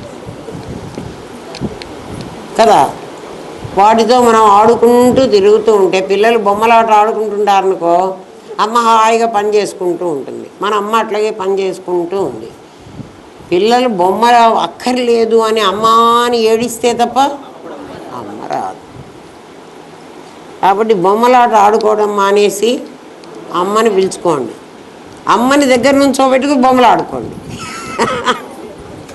ఏమిరా అమ్మా నువ్వు ఇక్కడ కూర్చో కదా, మేము ఆడుకుంటూ ఉంటాము, నన్ను చూస్తూ ఉండు, కష్టం వచ్చినప్పుడు అమ్మా అనగానే వెంటనే రా. అర్థమైందా? లలితా సహస్రనామం అర్థం కావాలి కదా. మేము సహస్రనామం రోజు పారాయణ చేస్తాం కదా, కోటి పారాయణ చేశాం కదా, కోటి పారాయణ చేస్తే ప్రయోజనాలే. లలిత నీకు అర్థం కావాలి. అర్థమైతే చాలా బాగుంటుందిరా. ఏమ్మా, ఉనికి సత్తని నువ్వు గుర్తిస్తే ఎరుక దాన్ని అంటిపెట్టుకునే ఉంటుంది. మనం ఉనికిని అష్టవిధ ప్రకృతులతో కూడిన దానిగా చూస్తున్నాం. ఉనికిని ఉనికిగా చూడకుండా అష్టవిధ ప్రకృతులతో ఉన్నదానిగా చూస్తున్నాం. అంటే ఉనికిని ఏం చేస్తున్నాం? పంచభూతాలుగా చూస్తున్నాం కదా. ఎవరు చూస్తున్నారు? ఎరుక చూస్తోంది. ఉనికిని ఎవరు గుర్తించేవాడు? ఎవడురా? ఎరుకే, నేనే. నా లోపల ఉన్న ఒక స్ఫురణ అనేటువంటి శక్తే దాన్ని గుర్తిస్తోంది. ఇల్లు ఉన్నది, బల్ల ఉన్నది, పెన్ను ఉన్నది, నేనున్నాను, నీవు ఉన్నావు. వీటన్నిటిలో ఉండడం అనేది శాశ్వతం. మరి ఏమిట్రా అశాశ్వతము అంటే ఇల్లు, బల్ల, పెన్ను, నేను, నీవు అశాశ్వతం. మనం ఏం మాట్లాడుకుంటామంటే మైక్ ఉంది, టేబుల్ ఉంది, దండ ఉంది, గ్లాసు ఉంది అంటున్నావు. ఏమి ఉన్నాయి అంటున్నావు? అనేకం ఉన్నాయి అంటున్నావు. వీటన్నిటిలో కామన్ ఫ్యాక్టర్ ఏముంది? ఉనికి. నువ్వు ఆ ఉనికిని గుర్తించకుండా దీన్ని గుర్తిస్తున్నావు. ఏది ఉందో ఆ ఉనికి ఏదిగా ఉందో అది గుర్తిస్తున్నావు. కాబట్టి ఆ ఉనికి నీలో ఏదిగా ఉందో చెప్పు. భరత్గా ఉంది, నీరజ్గా ఉంది కదా. ఉనికిగా ఉండకుండా ఫ్రెండ్షిప్ లాగా ఉనికి కనపడదు. కనపడదంటే కనపడుతున్నది అదే. అందుకే చెప్తున్నాడు, చాలా జాగ్రత్తగా అర్థం చేసుకోండి. ఆ ఉనికి నీకు పంచభూతాత్మకంగా కనపడుతోంది. పంచభూతాత్మకం అంటే పాంచభౌతికమైన శరీరాలుగా కనపడుతోంది, జడమైన వస్తువులుగా ఇవి కూడా పంచభూతాలే. మరి వీటిలో ఎవరు లేరు అంటే ఎరుక లేదు. ఎరుక లేదు, ఎరుక నీ దగ్గర ఉంది. అందుకని నిన్ను జీవుడు అన్నారు, దాన్ని జగత్ అన్నారు. నువ్వు చూసేదాన్ని జగత్ అన్న. నేను చూసేది జీవుడు కూడా కదా అంటే జీవుడిని నువ్వు చూడలేవురా. ఎవరిని చూస్తున్నావు? జగత్తునే. నేను గ్లాసును చూసినట్టు భరత్ను చూస్తున్నా. అర్థమైందా కదా. మనందరికీ నా కళ్ళకి, నా ఎరుకకి ఎవడు కనపడుతున్నాడు? అక్కడ మణి కనపడింది, అక్కడ కాత్యాయని కనపడింది, అక్కడ సుభద్రమ్మ కనపడింది, అక్కడ వర్ష కనపడింది, నారాయణమ్మ కనపడింది. నాకు ఎవరు కనపడ్డారే? నారాయణమ్మన కాదు, ఉనికి నారాయణమ్మగా కనపడింది. అట్లా ఉనికి నీకు ప్రపంచంగా కనపడుతోంది. ఎరుకను చూడటానికి వీల్లేదు. ఎవర్రా కనుక్కోవాలంటే ఎరుక కనుక్కోవాలి. ఎరుక ఎవరి దగ్గర ఉంది? నా దగ్గర ఉంది. కాబట్టి ఏది కనుక్కోవడానికి వీలుగా అటువంటి శక్తి ఉందో అది నా దగ్గర ఉంది. కాబట్టి నేను ధనవంతున్నా, అది ధనవంతుడా? జగత్తు చాలా పెద్దది, జీవుడు చాలా చిన్నవాడు అని మనం మాట్లాడుతున్నాం. కానీ జీవుడు చాలా పవర్ఫుల్ వాడు, జగత్తు. అందుకే వీణ్ణి చిత్ శక్తి అన్నారు, దాన్ని జడశక్తి అన్నారు. జగత్తు పెద్దది కానీ జడం. ఎందుకని జడం అంటే దానికి అది ఉన్నదనే దాని తెలివి లేదు కదా. ఇప్పుడు మీరేమంటారంటే అయితే అందులో చేతనం లేదా అండి? చేతనం లేకపోతే పరమాత్మ నా దగ్గర మాత్రమే ఉండి అక్కడంతా లేకుండా పోతే కదా. దాంట్లో చేతనం అవ్యక్తంగా ఉంది, నీతో వ్యక్తమైంది. అవ్యక్తంగా ఎక్కడుందంటే ఒక రాయి ఉందనుకోరా, ఇదిగో ఇది ఉనికి. ఇది హార్డ్గా తయారై ఉంది. ఇప్పుడు దీన్ని ఇసిరి కొట్టాను అనుకో, ఇందులో ఉన్న శక్తి వ్యక్తం అవుతుంది. అంటే ఇది కనపడకుండా ఉండి ఎరుక కదా నీకు యాక్సిడెంట్ చేయాల్సింది. ఇప్పుడు ఇది విసిరాను అనుకో అది కొడుతుంది. రాయిలో కూడా ఉంది పరమాత్మ, నా ఒక్కళ్ళలోనే ఉందనుకో వాకు. నీ ఒక్కళ్ళలో వ్యక్తమైనాడు, వాళ్ళల్లో వ్యక్తం కాలే. ఇప్పుడు అర్థమైందా? పరమాత్మ మళ్ళీ మాకు తెలిసిన పరమాత్మ అంతటా లేకుండా ఎట్లా పోయినాడండి? నా ఒక్కడి దగ్గరే ఉన్నారు, అక్కడ ఉనికి ఉంది, నా దగ్గర ఎరుక ఉంది అని మీరు చెప్పారు కదా. అప్పుడు ఎరుక ఒక పాయింట్లోనే ఉంటుంది, ఉనికి అంతటా కాదు. కాదు, నా దగ్గర ఎరుక వ్యక్తమైంది, నీ దగ్గర ఎరుక, దీని దగ్గర ఎరుక అవ్యక్తంగా ఉంది. అట్లా ప్రతి ఒక్కటి మనం చూడండి. మీరు నడిచిపోతూ ఉన్నారు, నీ ఎరుక పని చేయలేదనుకో, నేను అట్లా నడిచిపోతున్నా నా ఇష్టం వచ్చింది. ఆ స్తంభం దగ్గరికి పోయినాక అది నన్ను టక్కున కొడుతుంది. కొడితే ఏమిటి అర్థం? నేనున్నాను రా. అది ఎట్లా కుడుతుందంటే మీకు చెప్తా చూడు. మీరందరు ఇట్లా కూర్చుని ఉన్నారు కదా, నేను అక్కడ ఖాళీ ఉంది అనుకొని నేను వెళ్ళి అక్కడ కూర్చోబోయినాను అనుకో, ఆ కూర్చున్న మనిషి ఏం చేస్తుంది నన్ను?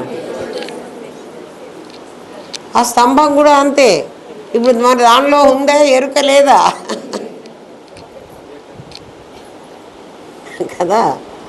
కాబట్టి ఉనికి ఎరుక అంతటా ఉన్నాయి, కానీ నాలో ఎరుక మాత్రం వ్యక్తమైంది, అవ్యక్తమైంది, వ్యక్తమైంది. ఆ తెలివి నువ్వు సంపాదించుకో. విను, ఆలోచన వచ్చింది ఏమ్మా, ఆ ఉనికి పొటెన్షియల్ ఆలోచనగా బయటికి వచ్చింది, అది కైనెటిక్ అయ్యి అది ఎలా చేయాలో జ్ఞానశక్తిగా ప్లాన్ చేసింది. నామరూప క్రియ మీకు తెలుసు కదా.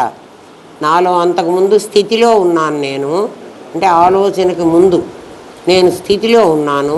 నా దగ్గరికి ఒక ఆలోచన వచ్చింది, ఆ ఆలోచన రాగానే నేను గతిలోకి వచ్చేసాను. ఏమ్మా, ఇప్పుడు మీకు చూపిస్తా చూడండి. ఆలోచనకి బిఫోర్ నేనున్నాను. ఎట్లా ఉన్నాను? నేను స్థితిలో ఉన్నాను, ఉనికిలో ఉన్నాను. నాకు ఎరుక కూడా ఉంది. అంటే అవ్యక్తమై వ్యక్తమైతేనే కదా నాకు ఆలోచన రావాలి. ఏమ్మా, నేను స్థితిలో ఉన్నాను, నా ఆలోచన కైనటిక్ అయింది. ఇది పొటెన్షియల్ ఫామ్లో ఉంది, కైనటిక్ అయింది. ఆలోచన ప్రవహించింది, ప్రవహించిన తర్వాత అది క్రియారూపంగా ధరించింది. ఇది నామరూప క్రియలు. నా శరీరం జీవుణ్ణి అన్నాను కదా, ఒక ఆలోచన వచ్చింది. ఈ ప్రపంచం కూడా ఇలాంటిదే. ఇలాంటిదే అంటే నా ఆలోచన నాకు స్థితిలో ఉన్నప్పుడు దేశం, అది కైనటిక్ అయినప్పుడు అది కాలము. ఏమ్మా, ఒక నా క్రియ అయినప్పుడు అది వస్తువు. నామరూప క్రియలే దేశకాల వస్తువులు. ఇక్కడ కనుక్కొని దేశకాల వస్తువులు అంటలే, అక్కడ దేశం కాలం వస్తువు అంటున్నావు నువ్వు. అష్టవిధ ప్రకృతులతో చేరి ఏమ్మా, అది ఎగ్జిక్యూషన్ క్రియాశక్తి. మొత్తం అమ్మవారి శక్తే ఇదంతా పరుచుకుంది. అవ్యక్తమైన శక్తి వ్యక్తం అవడం ఇంత వ్యవహారం. ఈ వ్యవహారాన్ని నేను ఎలా చూసుకోమంటున్నాడంటే, చిన్నగానే ఉందా, సరే చెప్పేస్తాను ఇప్పుడు. ఏమ్మా,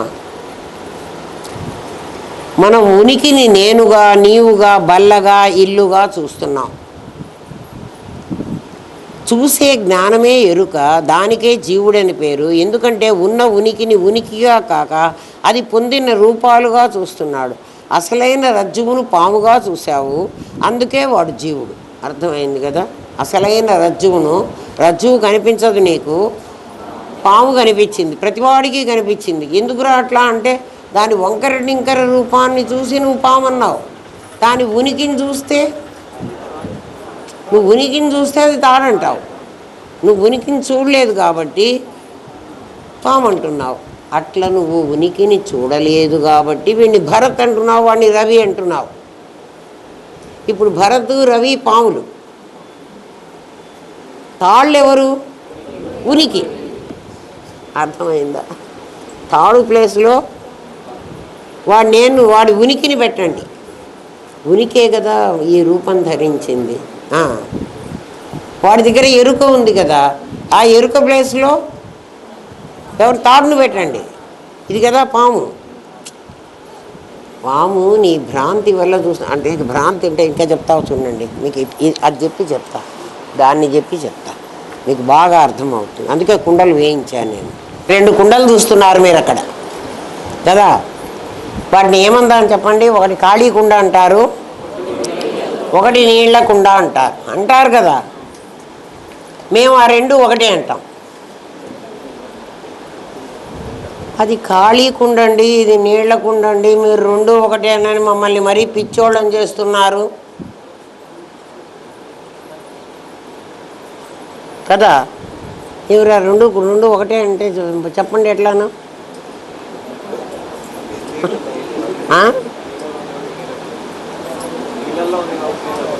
నీళ్ళల్లో ఉంది కాబట్టి, బయట ఉంది కాబట్టి ఖాళీ కుండ. బహిశూన్యం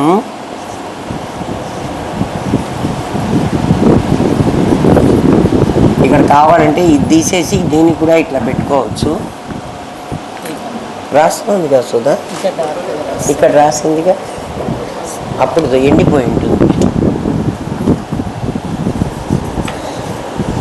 అయిపోయిందా దీంట్లో? శూన్యకుంభ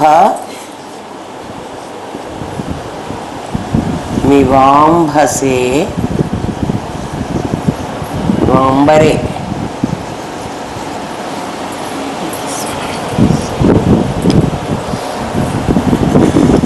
అంతఃపూర్ణం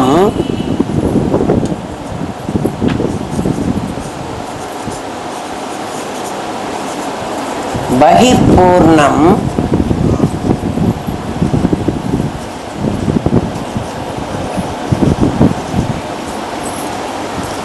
పూర్ణకుంభ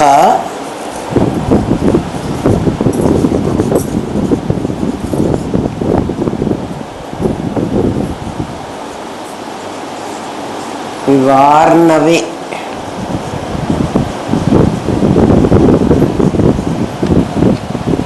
అది చెప్పింది ఏమ్మా?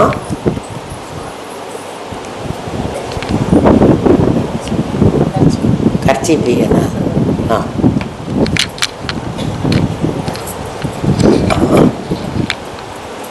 ఈ శ్లోకానికి అర్థం ఏమిటంటే అంతఃశూన్యం, లోపల ఖాళీ ఉంది, బహిశూన్యం, ఇది ఆకాశంలో ఉంది, బయట కూడా ఖాళీగానే ఉంది. అంతఃశూన్యం బహిశూన్యం. శూన్యకుంభం ఇవ అంబసే, అంబరే, అంబరే అంటే ఆకాశం, అంబసే అన్నా కూడా ఆకాశమే. ఇది ఆకాశంలో పెట్టా కుండ. మీకు అందరికీ ఏమని కనిపిస్తుందంటే కుండ ఖాళీగా ఉంది, కుండ ఖాళీగా ఉంది. మరి ఆకాశంలో పెట్టాం కదా, అంబరే పెట్టాం కదా. అంబరం అంటే ఆకాశం, లోపల ఖాళీ, బయట ఖాళీ, కుండలో ఏం లేవు. అంతఃపూర్ణం బహిపూర్ణం, బయట నీళ్ళే ఉన్నాయి, లోపల నీళ్ళే ఉన్నాయి. పూర్ణ కుంభం ఇవ అర్ణవే, అర్ణవే అంటే సముద్రం, సముద్రంలో కుండ పెట్టాను. ఈ కుండలో నిండా నీళ్లున్నాయి. మీరేమంటారంటే కుండలో నిండా నీళ్లున్నాయి, ఈ కుండ ఖాళీగా ఉంది. ఇది సామాన్య మానవుడికి అర్థమయ్యేంత అర్థం. కానీ జ్ఞాని ఏం చెప్తాడంటే ఇది నిండా ఉంది, ఇది నిండా ఉంది అంటాడు.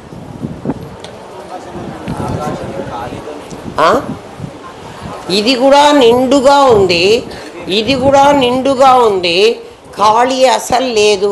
మీకు అభావం కదా వాడు చెప్పాల్సింది. ప్రశ్న ఏమడిగాడు? అస్సలు లేనిది ఏందో చెప్పమన్నాడు.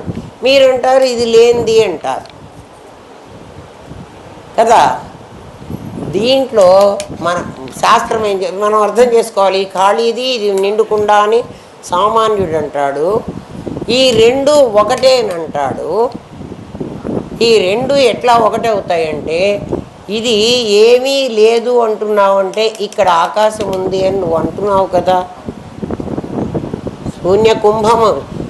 శూన్యకుంభ వివాంబరే అంటున్నావు కదా, ఆకాశంలో కుండ ఉంది అంటున్నావు. మరి కుండలోకి ఆకాశం రాలేదా కదా. ఆకాశంలోకి ఏమొచ్చింది? ఆ కుండలోకి ఆకాశం వచ్చింది. అప్పుడు ఈ ఆకాశంతో నిండినటువంటి కుండ పూర్ణమవునా కాదా? అంటే ఇది నిండుకుండా దేంతో? నీకు ఆకాశం అంటే ఏదో తెలియదు కాబట్టి, ఆకాశాన్ని నువ్వు ఖాళీ అంటున్నావు కాబట్టి నువ్వు అక్కడ ఏం లేదు అంటున్నావు. ఆకాశం ఖాళీ కాదు. ఆకాశంలో గాలి ఉంది, గాలి కాక నిప్పు ఉంది. ఇప్పుడు ఈ గాలిలో వేడి లేదా? ఉంది. ఈ గాలిలో నీళ్లు లేవా? ఉన్నాయి కదా. గాలిలో తేమ ఉంది కదా. గాలిలో దుమ్ము కణాలు ధూళి కణాలు లేవా? అవన్నీ నిండి ఉండి కుండ నిండా ఉంటే నువ్వు లేదంటావేమిటి?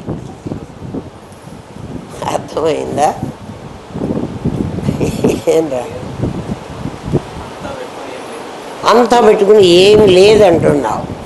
అట్లా నీ లోపల నువ్వేమీ లేదు అంటున్నావు కదా. కుండ, నీ కుండ, మన కుండ ఉనికి అన్నాడు కదా. ఉనికి కుండలాగా కనబడుతోంది. కుండల్లో ఏముంది? అష్టవిధ ప్రకృతులతో ఉన్నటువంటి నీ శరీరంలో ఏమున్నాయంటే రక్తం ఉంది, మాంసం ఉంది, ఎముకలు ఉన్నాయి. మరి అంతా నిండి ఉందా? ఒట్టి ఖాళీ ఉందా? ఖాళీ కూడా ఉంది కదా. కాబట్టి ఈ ఆకాశం ఎట్లా అయితే దీంట్లో నిండి ఉందో, ఆకాశం అంటున్నావు, లేదంటున్నావు. లేదు కాదు, అదంతా ఉన్నది. ఎంత ఉన్నది అంటే కుండలో నీళ్లను చూసి నువ్వు నీళ్ళే ఉన్నాయి అని అంటున్నావు. ఇదేమో ఈ నీళ్లు పరమాత్మ, ఈ కుండ నిండా పరమాత్మే ఉన్నాడు. ఇందులో ఆకాశం గాలి ఉండడానికి అవకాశం లేదు. అర్థమైందా? ఇక్కడ ఏముంది? ఎరుకే ఉంది, ఎరుకలో ఉనికి ఉంది. అర్థం కాలేదా? ఎరుకే ఉంది, అంతటా ఉంది. దీన్ని పూర్ణం అన్నాడు. పూర్ణంలో ఏముంటుంది? సచ్చిత్తులే ఉంటాయి. శూన్యంలో ఏముంది? సచ్చిత్తులే అష్టవిధ ప్రకృతులుగా ఉన్నాయి. కానీ అవి నీకు లేనిగా కంట్లు కనపడుతున్నాయి, ఇది ఉన్నట్లు కనపడుతున్నాయి. ఇప్పుడు నువ్వు ఉన్నవాడివా లేనివాడు? నువ్వు పూర్ణుడివా అపూర్ణుడివా? మరి నేను అక్కడెక్కడో ఉంటాను. ఎట్లా ఉంటావు నువ్వు? ఎక్కడ ఉన్నావో అక్కడ పూర్ణుడు. ఎట్లాంటి పూర్ణుడు అంటే నీ దగ్గర గొలుసుంటే కదా, గొలుసు నామరూపాలు కదా, నామరూపాలు పోతాయి.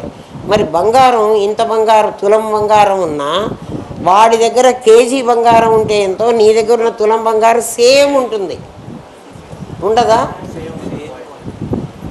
కదా. ఇప్పుడు ఇది కూడా అట్లాడిదే. పరమాత్మ జగత్తంతా నిండి ఉన్నాడు అంటున్నావు. నీ కుండలో కూడా అట్లాగే ఉన్నాడు. ఇందులో ఉన్న నీళ్ళకి ఇందులో ఉన్న నీళ్ళకి తేడా లేదు. నువ్వు జీవుడు చిన్నవాడు, వాడికి ఏం తెలీదు అంటున్నావు కదా. నీకు జీవుడుగా కనపడుతుంది. పూర్ణంగా చూసేటప్పుడు ఇది ఒకటే అవుతుంది. ఇది ఖాళీ, ఇది పూర్ణమని నువ్వు అంటున్నావు. కానీ ఇది పూర్ణమే, ఇది పూర్ణమే. ఈ పూర్ణము నీకు కనిపించనీయకుండా అష్టవిధ ప్రకృతులు కనపడుతున్నాయి. ఆ ప్రకృతులు ఎట్లా కనపడుతున్నాయి? వివిధ రూపాల్లో కనపడుతున్నాయి. ఇక్కడ ఏం కనపడుతున్నది? మొత్తం ఒకటే ఉంది. ఇక్కడ ఇంకోటి ఉండడానికి వీల్లేదు. నువ్వు ఇట్లా అనుకుంటే ఈ పూర్ణుడివి, ఇట్లా అనుకున్నా నువ్వు పూర్ణుడివి. కాబట్టి నువ్వు అపూర్ణం లేదు. అపూర్ణం అంటే అభావం.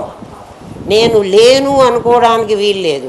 కానీ నువ్వు భరత్గా ఉంటే మాత్రం నువ్వు ముందు లేవు, తర్వాత ఉండవు. అర్థమైందా? ఏనరా? మరి నేను ఎవరుగా ఉన్నాను అనుకోవాలి? అహం బ్రహ్మాస్మి. మళ్ళీ తెలిసిందా? అంతఃపూర్ణం, బహిర్పూర్ణం. ఏమ్మా? అంతఃశూన్యం, బహిర్శూన్యం. శూన్యకుంభమివ అంబరే, అంబరే ఆకాశంలో. అంతఃపూర్ణం, బహిర్పూర్ణం. పూర్ణకుంభమివ అర్ణవే. ఏంరా? అర్ణవం అంటే సముద్రం. సముద్రంలో నిండా నింపేస్తే ఇప్పుడు సముద్రంలో నిండా నింపిన నీ కుండ, బయట పరమాత్మే ఉన్నాడు, లోపల పరమాత్మే ఉన్నాడు. కుండ మాత్రం కనపడుతోంది. కుండ ఉంది కదా, కుండకు లోపల వెలుపల కదా. జీవన్ముక్తుడు వీడు. వీడికి కుండ కనపడుతుంది, వీడికి లోపల పరమాత్మే బయట పరమాత్మే. నీకు నీకు బయట ప్రపంచంగా ఆకాశమే కనపడుతోంది, ఖాళీ కనపడుతోంది. నీ లోపల ఖాళీ ఉందనే నువ్వు అనుకుంటున్నావు, నా లోపల లేదు, ఏం లేదు అనుకుంటున్నావు. నీ లోపల పరమాత్మ ఉన్నాడు, ఆ పరమాత్మ ఫ్రెండ్షిప్ లాగా నీకు కనపడాడు కదా. వాడి తాలూకు నీకు ఎరుక ఉంది కదా, వాడి తాలూకు ఉనికి మాత్రం నీ దగ్గర రక్తము ఎముకలు మాంసము నిండా నీ కడుపు నిండా ఉన్నాయి. కడుపు నిండానేనా, బ్రెయిన్ నిండా, అది అర్థమైందా? కాబట్టి నువ్వు పూర్ణుడివే, ఎప్పుడు నువ్వు పూర్ణుడివే.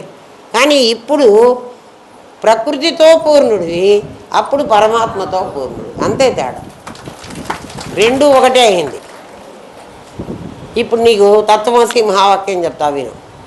ఇది తత్పదార్థం, ఇది త్వం పదార్థం. ఈ రెండు ఒకటి అంటే తత్వం అసి కాలే. రెండు కుండలు ఉన్నాయా, అప్పుడు ఒక కుండే ఉంటుంది. ఆ కుండ కూడా ఎట్లా ఉంటుంది, పూర్ణంగా ఉంటుంది.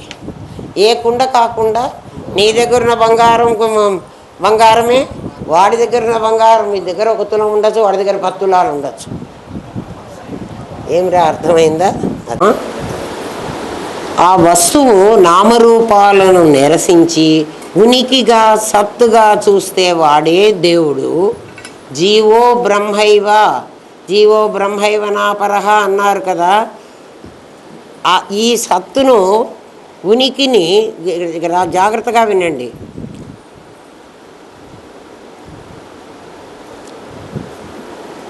ఉన్న ఉనికిని ఉనికిగా కాక అది పొందిన రూపాలుగా చూస్తున్నావు. అసలైన రజ్జువును పాముగా చూసావు, అందుకే నువ్వు జీవుడివైనావు. ఆ వస్తువు నామరూపాలను నిరసించి ప్రతి వ్యక్తిలో ఉన్న నామరూపాలను తీసేసి, నామరూపాలను నిరసించి ఉనికిగా సత్తుగా చూడడం నేర్చుకో. అట్లా చూసేవాడు దేవుడు. వాడు దేవుడైతే ఏమైపోతాడంటే జీవో బ్రహ్మైవ నాపరహ, ఆ జీవుడు బ్రహ్మం అవుతాడు. వాటిని నామరూపాలుగా చూస్తే జీవుడు అవుతాడు. నామరూపాలను నిరసించి చిత్తుగా చూస్తే దేవుడు అవుతాడు. అంతే. జీవుడు బ్రహ్మం కావడానికి అంత ఈజీ మెథడ్ అన్నాడు. అంటే దేని మీద ఆధారపడింది? నువ్వు చూసే చూపు మీద ఆధారపడింది. పరమాత్మ శక్తి చిచ్చక్తి చేతనారూప, జడశక్తి జడాత్మిక. దాని యథార్థ రూపము తెలియనట్లే నీ యథార్థ రూపం కూడా నీకు తెలియలేదు. చిచ్చక్తి చైతన్య రూపమై జీవుడుగాను, జడశక్తి జగత్తుగాను నీకు కనపడుతున్నదిరా. దాని యథార్థ రూపం నీకు అర్థం కాలేదు. అందువల్ల నేను జీవుణ్ణి వేరు, అది జగత్తు వేరు అంటున్నావు. అందులో నాకు కావలసిన వాళ్ళు, నాకు అక్కర్లేని వాళ్ళు, నీకు రకరకాల మాటలు మాట్లాడుకుంటున్నావు. అవన్నీ తీసేసి వాళ్ళందరూ సచ్చిత్తులు అనుకుంటే ఏమైపోతుంది? అది నువ్వే అయిపోతావు. అది లేకుండా పోదు, అది నీవే అయిపోతావు. నేనైపోతే ఏమవుతానండి? అంతటా ఆ అర్ణవంలో ఉన్న, సముద్రంలో ఉన్న కుండలాగా వాళ్ళందరూ ఏమైపోతారు అంటే నీ కుండలోకి వచ్చేస్తారు. దాన్ని ప్రవిరాపణ. అప్పుడు నువ్వేమైపోతావు? నువ్వు కుండగా ఉన్నావు కదా, నువ్వు చిన్న కుండగా ఉన్నావు. నీ కుండని నేను సత్తుని అనుకున్నాను అనుకో, మొత్తం నేను సత్తు అయిపోతా. నా ఎరుకనే, నా చిత్తుని నేను చిత్తుని అన్నాను అనుకో, మొత్తం నేను చిత్తు అయిపోతా. అప్పుడు నేను అంతటా నిండి ఉంటా, వీళ్ళందరూ నా లోపలికి వస్తారు. వీళ్ళందరూ అంటే ఎవరండి? ఇందాక చెప్పానే, కొంత భూభాగం, కొంత జలభాగం కదా, ఆ ఖాళీ కుండలాగా, కొంత ఆకాశంలాగా, అన్ని మూడు రకాలుగా ఉంది కదా, అదంతా నా లోపలికి వస్తుంది. విచారణ ద్వారా ఈ అజ్ఞానాన్ని పోగొట్టుకో. ఆ కారణంగానే ఇల్లుగా, పెన్నుగా చూస్తూ చూచేతనం నీవుగా, నేనుగా, వాడుగా చూస్తున్నావు. చూచే నిన్ను వాడు చూస్తున్నాడు కదా. నువ్వు నేను చూస్తేనేమో నేనంటాను, నువ్వు చూస్తేనేమో నువ్వు అంటున్నాను, ఇంకొకడిని వాడు అంటున్నా. నేను, నీవు, వాడు అని ముగ్గురు లేరు కదా. అప్పుడు ఏమవుతారు? తను ఉత్తమ, ఎదుట మధ్యమ, ఎక్కడో ప్రథమ అని చెప్పాడు నీకు. అంటే నేను అనుకుంటా. మరి వాణ్ణి నేను అనాలి కదా, ఎందుకంటే వాడు కూడా నాలాంటి ఎరుకే కదా. మరి వాణ్ణి కూడా నేను అని అన్నారు కదా. ఇప్పుడు మరి ముగ్గురు నేనులైతే ఒక నేను అవుతాడా, ముగ్గురు నేనులు అవుతారా? మరి నువ్వు నేను అనకుండా నీవు అని వాడు అని కొత్త పదాలు తీసుకొచ్చావు కదరా. అంటే నీకంటే భిన్నంగా చూస్తున్నావు. అర్థమవుతుందా? నీవు వాడు లేదు శాస్త్రంలో, నేనే ఉన్నాను. మరి నీవు వాడు నాకు ఎందుకు కనపడుతున్నారు? భిన్న భిన్న ఖండాలు ముక్కలు చేసుకుని నువ్వు వాళ్ళని నీవు చేసావు, వాడు చేసావు. నీవు వాడు లేడు. ఏమ్మా, ఇది అవిద్య. విద్య అంటే జ్ఞానం, అది లేకపోవడం అవిద్య. దానివల్ల ఏమొస్తుంది అంటే, నేను అట్లా అనటం వల్ల మీకేమిటండి నష్టం అంటే, దానివల్లే నీకు శోకమోహాలు వస్తున్నాయి. నీ మీద నీకెప్పుడూ కూడా విరోధం ఉండదు. ఎవడు వాడు వాడిని ప్రేమించుకుంటాడా, వాడిని ద్వేషించుకుంటాడా? వాడి కోసం ఏడుస్తాడా, వాడి కోసం సంతోషపడతాడా? వాడి కోసం కాదు, సంతోషమైనా దుఃఖమైనా ఎవడి కోసం వస్తోంది? ఎదటి వాడి వల్ల వస్తోంది. నాకు కొడుకు పుడితే సంతోషం, నాకు పెళ్ళి అయితే సంతోషం. నాకు కాదు, పెళ్ళి నాకు సంతోషాన్ని తెచ్చింది. డబ్బులు పోయినాయి, నాకు దుఃఖం వచ్చింది. నా వల్ల నాకు దుఃఖం లేదు. పైగా ఎవడైనా చూడండి, నేను అనేవాడు తప్పు చేయడు, అందుకని వాడు ఒప్పుకోడు.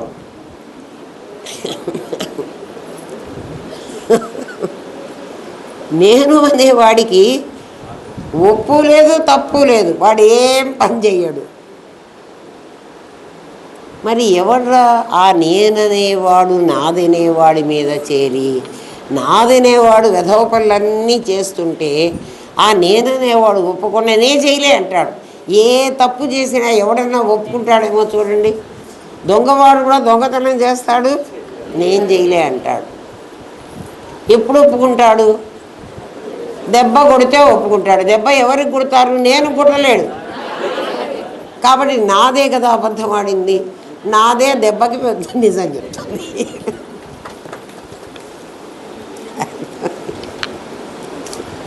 అర్థమైందా గురుదేవా?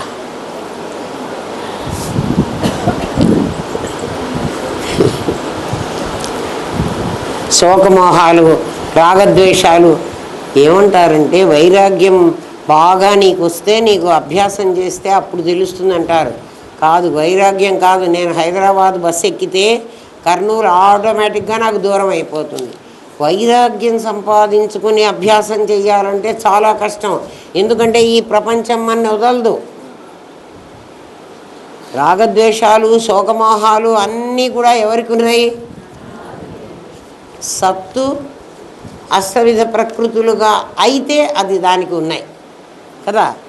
దానికి కూడా ఎందుకున్నాయి అంటే, అది కావాలనుకుంటుంది, అది దొరకదు, అందుకని దానికి దుఃఖం. అది ఏం కావాలనుకుంటుందో అది దొరకటం లేదు. కావాలనుకున్నది దాంట్లో చేరిన ఎరుక కదా. ఎరుకకు సహజంగా దానికి ఏం అక్కర్లే, దాంట్లో చేరిన ఎరుక కావాలంటుంది, అది దొరకదు. ఎందుకు దొరకదు అంటే, కుండలో అంతకు ముందే ఉంటాయి వేరుశనక్కాయలు. కుండ కొత్తగా కోతి పోసి ఆ వేరుశనక్కాయల్ని పట్టుకోలే. అర్థమవుతుందిరా? ప్రారంధ కర్మలు ముందే ఉన్నాయి, ఉండకపోతే అసలు కుండ తయారు కాదు. ప్రారంధ కర్మ ఎట్లుంటుందో మళ్ళీ చెప్తా చూడండి. కుమ్మరివాడు మట్టిని తీసుకుని అది చదును చేసి దాన్ని అది తొక్కేటప్పుడు తర్వాత కదా సారె మీద పెడతాడు. ముందు దాన్ని తయారు చేసి నీళ్ళల్లో నానబెట్టి ఏదో చేసి చేస్తాడు. ఆ చేసేటప్పుడు ఏ కుండని ఏ పార్ట్ కుండ చెయ్యాలి, ఏ పార్ట్ నేను బాణ చెయ్యాలి, ఏ పార్ట్ మట్టి చట్టి చెయ్యాలి అని వాడు అనుకోడు. మీరు కూడా అంతే, ఇంత పిండి ముద్ద కలిపి పెట్టుకుంటారు.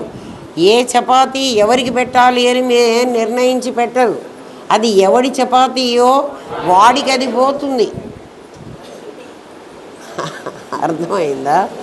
కుమ్మరివాడు కూడా మీ కుమ్మరివాడు చెప్తే మీకు ఈజీగా అర్థమవుతుంది. కుమ్మరివాడు ఆ కుండ తయారు చేసేప్పుడు అట్లా అని తయారు చేయలేవాడు. తయారైన తర్వాత ఆ కుండ ప్రారంభం చూడండి. ఆ కుండ అన్నీ కాల్చాడు సమంగానే.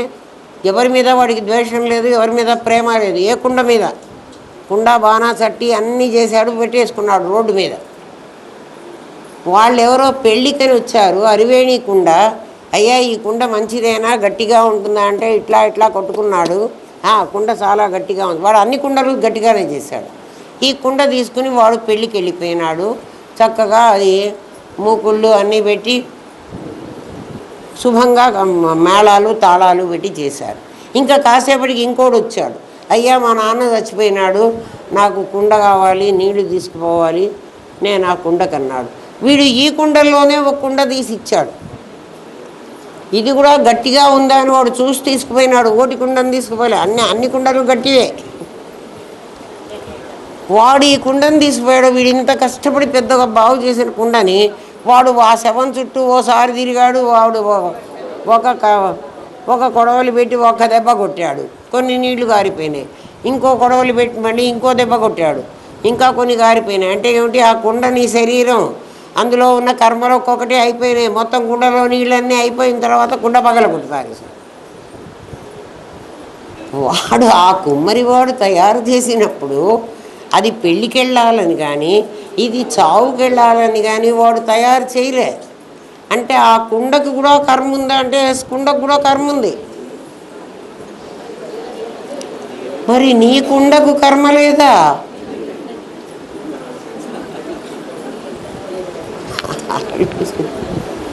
ఎందుకురా? ఒకడికి అన్నీ వడ్డించిన తర్వాత మనకెవరో చాలా కావలసిన వాళ్ళు వచ్చారనుకో, వాళ్ళని కూర్చోబెట్టడానికి ప్లేస్ లేదనుకో టేబుల్ మీద, వెంటనే మనం ఏం చేస్తాం, మన వాళ్ళు ఎవరినో, ఒరే నువ్వు లేవరా, వాడు కూర్చుని తిని వెళ్ళిపోతాడు, వాడికి తొందరగా. ఎందుకంటే ఈ అన్నం మీద రాసి ఉంది వాడిది, అది కర్మ నీకన్నా ముందే ఉంది అనటానికి. అటువంటి జరుగుతున్నాయి కదా. మనం ఒకసారి అన్నం కలుపుకుని మన నోట్లోనే పెట్టుకోకపోతే ఆ ముద్ద కింద పడిపోతుంది. అన్నం కంచం చుట్టూ మెతుకులు పడతాయి కదా, ఆ మెతుకులు మనకి రాయలే, పిల్లికో కుక్కకో బయటపడేసే వాటికి రాసింది. ఆ ఎంగిలి మెతుకులు తినే కాకికో దాని మెతుకు నువ్వు తినటానికి వీల్లేదు. ఈశ్వరుడు చాలా జాగ్రత్తగా ఉంటాడు. ఎవడి కర్మని తెలిస్తే చాలా బాగుంటుందిరా. అందుకని నువ్వేం ప్రయత్నం చేయక్కర్లే, నువ్వు ఊరికే కూర్చున్నా నీ కర్మ నీకు జరుగుతుంది. నువ్వు ప్రయత్నం చేయటం ఎందుకు? కోతి నిజంగా వేరుశనకాయలు దానివే అయినట్టయితే కదా అవి వచ్చేవి కదా. ఎందుకు చెయ్యి పెట్టాలి, చెయ్యి పెట్టి ఎందుకు పట్టుకోవాలి? అర్థమైందా?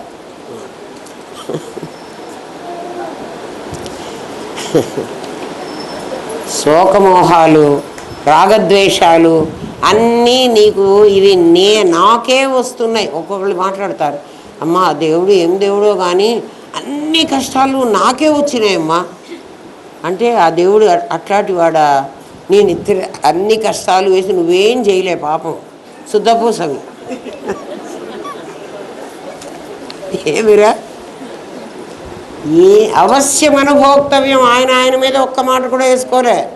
అవశ్యం అనుభోక్తవ్యం కృతం కర్మ శుభాశుభం. శుభమైన అశుభమైన నీకు ఏ కర్మ వచ్చినా అది నువ్వు చేసిందే. ఒక బాల్ని గోడకు కొడితే ఇంకా ఫాస్ట్గా వచ్చి నేను కొడుతుంది, అంతే వేగంతో నేను చావగొడుతుంది. అది నీకు తెలియకపోవడం ఆవరణ. కొత్త ఆవరణ నువ్వేం వేసుకోలే. ఆలోచించు, అసలు చెక్క బల్ల అయిందా, బంగారం నగ అయిందా? చెక్క బంగారం అలాగే ఉంది కదా. ఇదిగో చెక్క బంగారం, చెక్క బల్ల అయిందంటాం, చెక్క బల్ల కాలే, బల్లగా కనిపిస్తున్నది. అట్లా పరమాత్మగానే ఉన్నాడు. చెక్కగానే ఉందా లేదా? మరి బల్ల ఉపయోగం ఎట్లొచ్చింది? ఎవడో ఒక కార్పెంటరు వాడి మనస్సులో చేరి దీనికి షేప్ ఇచ్చినట్లయితే ఇది టేబుల్ లాగా ఉపయోగపడుతుంది అని వాడు అనుకున్నాడు. అది వాడి ఆలోచన రూపం ధరించింది. వాడు దీన్ని చెక్కి ఏదో చేసి పని చేశాడు.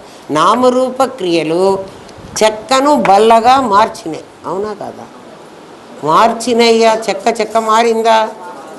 అట్లా పరమాత్మ వాడు నీ ఆలోచన, పరమాత్మ ఆలోచన కాదు, నీ ఆలోచన వల్ల నామరూప క్రియలు నీవి. నువ్వు అంతకుముందు ఎట్లున్నావు? పరమాత్మగానే స్థితిలో ఉన్నావు కదా, పొటెన్షియల్ ఫామ్లో ఉన్నావు. నీకు ఆలోచన చేసావు ఎప్పుడు చచ్చిపోయేటప్పుడు. ఆ ఆలోచన చేసింది, ఆలోచనకు తగ్గట్టుగా నీకు ఈ జన్మ వచ్చింది. అందుకని పునర్జన్మని అంతకుముందు జన్మని మనం అంగీకరించి తీరాలి. లేకపోతే ఈ ప్రపంచం హిందూ మతం ఒక్కటి అంగీకరిస్తుంది, మిగిలిన వాళ్ళు పునర్జన్మని అంగీకరించరు. మరి వాళ్ళు ఎట్లా ఆకాశం నుంచి ఊడిపడ్డాడో, మరి వీడు ఎక్కడి నుంచి వచ్చాడో నాకు తెలియదు. వాళ్ళ సిద్ధాంతం ప్రకారం ఏమో మనకు తెలియదు. మనమైతే మన శాస్త్రం మనకు చెప్పింది బహూనాం జన్మనాం, ఒక్క జన్మ కాదురా నాయన, చాలా జన్మలు ఎత్తి కదా ఇప్పుడు ఈ జన్మకు వచ్చావు. ఇంకా చాలా జన్మలు ఎత్తడానికి నీకు రెడీగా ఉంది నీ సంచిత కర్మ. జ్ఞానాగ్నిదగ్ధ కర్మాణం భస్మసాత్. నీ జ్ఞానం చేత నీ కర్మనంతా బూడిద చేసుకుంటే ఏమైపోతావు? నువ్వు పరమాత్మగా మిగులుతావు. ఏం లేదంటే నీకు తెలిసిందే చాలనుకుంటే పరమాత్మ సగం కాలిన శవం ఏమవుతుందిరా? బూడిదవుతుందా? కాదు కదా. అందుకని వాడు ఏం చేస్తాడు? ఇంకా 4 కట్టెలేసి కాలుస్తాడు. ఇప్పుడు మనం కూడా అంతే, ఇంకా 4 బోధలు చేసి నీ కట్టెని పూర్తిగా కాల్చాలి, లేకపోతే సగం కాలిన కట్టె అవుతావు. అంతే కదరా. నువ్వు నాకు బంగారం నగ అయిందా? నగగా కాలేదు. బంగారంగానే ఉంది, చెక్కగానే ఉంది, కానీ చెక్క బల్లగా కనిపిస్తోంది. అట్లా బంగారం నగగా కనిపిస్తోంది. కనిపించడానికి 5 భూతాలు సహాయం చేశాయి. అట్లా పరమాత్మగా ఉన్న నీవు మనిషిగా కనిపిస్తున్నావు. నువ్వు పరమాత్మగానే ఉన్నావు అంటే నీలో ప్రతి అణువు పరమాత్మే. మరి పరమాత్మ అయితే నేను పరమాత్మ నాకెందుకు తెలియదు? మరి నీకెందుకు తెలియడం కాదురా. దీన్ని బల్ల అంటావా, దీన్ని చెక్క అంటావా? అందుకని చెక్క బల్ల అనమన్నాం, కొయ్య బొమ్మ అనమన్నాం కదా, పట్టు చీర అనమన్నాం. అంటే అది ఏ మెటీరియల్తో తయారైందో, అది ఏమైందో అది.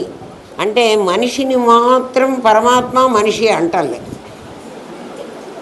అన్నీ అట్లాగే పాపం పెద్దలు చెప్పారు. గాజు గ్లాసు, గాజే దాని, అది గాజే గ్లాస్గా కనబడుతోంది. అట్లా పరమాత్మే నీకు ప్రపంచంగా కనబడుతున్నాడు. నువ్వు అది మర్చిపోయి ప్రపంచమే సత్యం అంటావు. అది నగ బల్ల అని నువ్వు ఎప్పుడైతే అన్నావో అవి దేశకాలాలకు పరిమితం అయిపోవాలి. ఎందుకంటే వాడి నామరూపాలు ఎప్పుడన్నావో పర్టికులర్ దేశంలోనే ఉండాలి, పర్టికులర్ కాలంలోనే ఉండాలి. లేకపోతే అవి ఇంకో కాలంలో ఏమైపోతాయి? అవి పాడైపోతాయి, ఉండవు. నామరూపాలు అదే మరణం. బల్లగా చేసావంటే ఇది కొన్నాళ్ళకి విరిగిపోతుంది, బల్లగా పనికిరాదు. అప్పుడు మళ్ళీ పీటగా చెయ్యాలి. పీటగా కొంతకాలం ఉంటుంది, ఇంకా పనికిరాదు, మళ్ళీ పొయ్యిలో కట్టెగా చెయ్యాలి. అది జీవుడిగా నామరూపాలకు పరిమితమైంది. అట్లా జీవుడు వచ్చాడు. జీవుడు లేడు అసలు. వెంటనే శాశ్వతత్వాన్ని కోల్పోయింది. ఈ దేహం 1942 జూన్ 14 బయటకు వచ్చింది. అది నా పుట్టుక అంటాను. ఇప్పుడు జీవిస్తున్నాను అంటాను. ఇప్పుడు నీకు కనపడతాను. ఇవి నా ఉనికి ఎరుకలే. ఇవి చూడలేక నీ ఎరుక దాని ఎగ్జిక్యూషన్ని చూస్తోంది. నీ ఎరుక నా ఎగ్జిక్యూషన్ని చూస్తోంది, నా ఎరుక నీ ఎగ్జిక్యూషన్ని చూస్తోంది. అవి ఉనికి ఎరుక యొక్క రూపాలే. అవ్యక్తమైన శక్తి వ్యక్తమైంది. నన్ను చూడగానే ఏమంటారు? భానుమతి వచ్చింది అంటారు కదా. నేను మరణిస్తే భానుమతి మరణించింది అంటారు. మరి ఎవరు మరణించారు, ఎవరు వచ్చారు? మీరే ఆలోచించండి. నామరూపాలు వచ్చినాయి, నామరూపాలు చచ్చిపోయాయి. నేను చావలే. చెక్క బల్ల, బల్లగా తయారైనటువంటి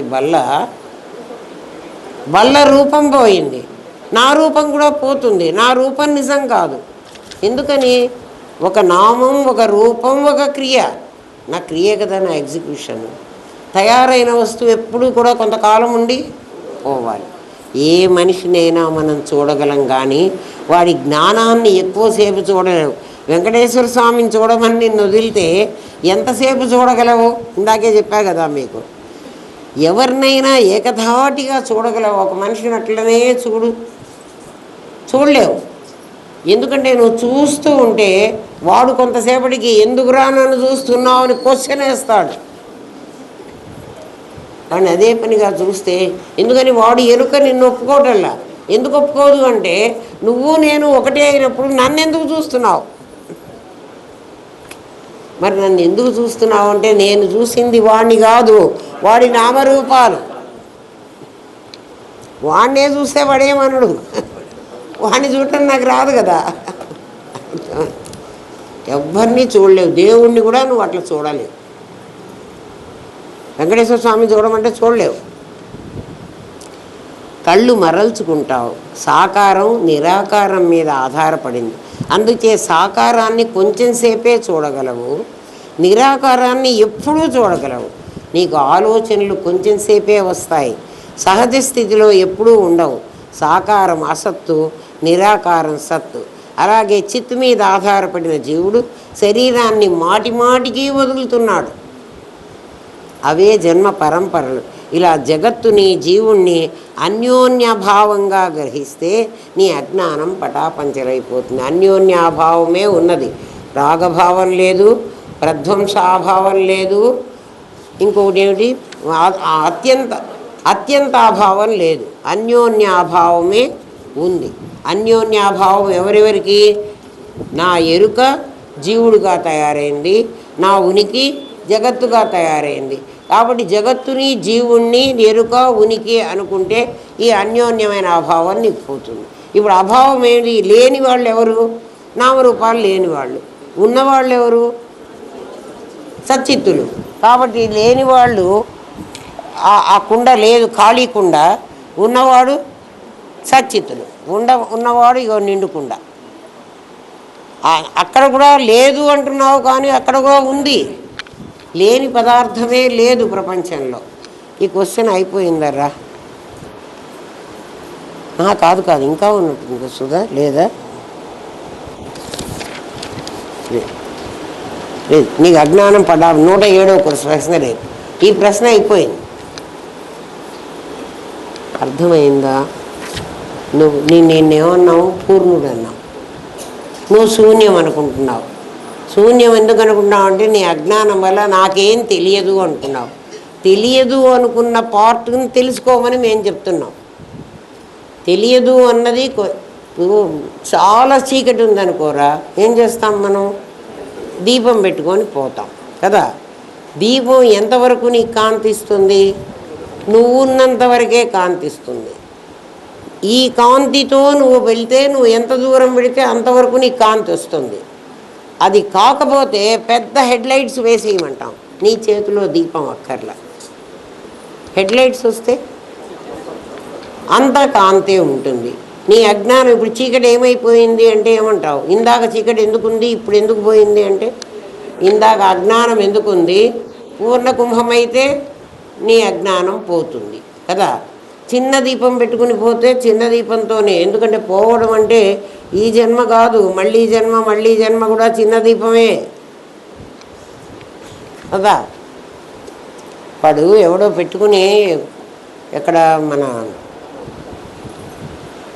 వీడెవడే కోల్ మైన్స్ ఉంటాయి కదా, దాంట్లో వెళ్ళేవాడికి నెత్తి మీద ఒక దీపం పెడతాడు.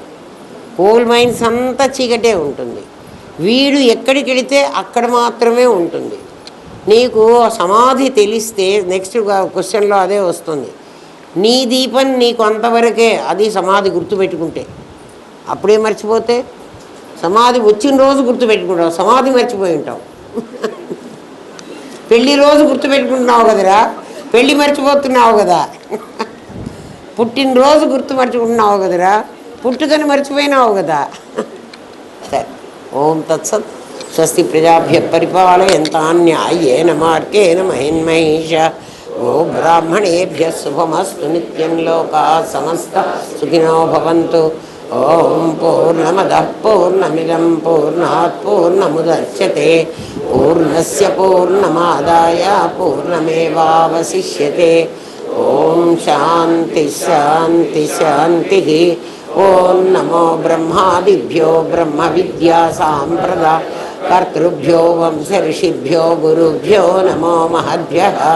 సర్వోపద్రవరహిత ప్రజ్ఞానఘనః ప్రత్యగర్ధో బ్రహ్మైవాహమస్మి బ్రహ్మైవాహమస్మి బ్రహ్మైవాహమస్మి. మంచిది నాయన. బ్రహ్మైవాహమస్మి అంటే అహం పూర్ణ అని చెప్తున్నావు. బ్రహ్మసభలో ఒప్పుకుంటున్నావు, మళ్ళీ బయటికి పోయి నేను కాదంటావు. ఏం చేయాలరా నిన్ను?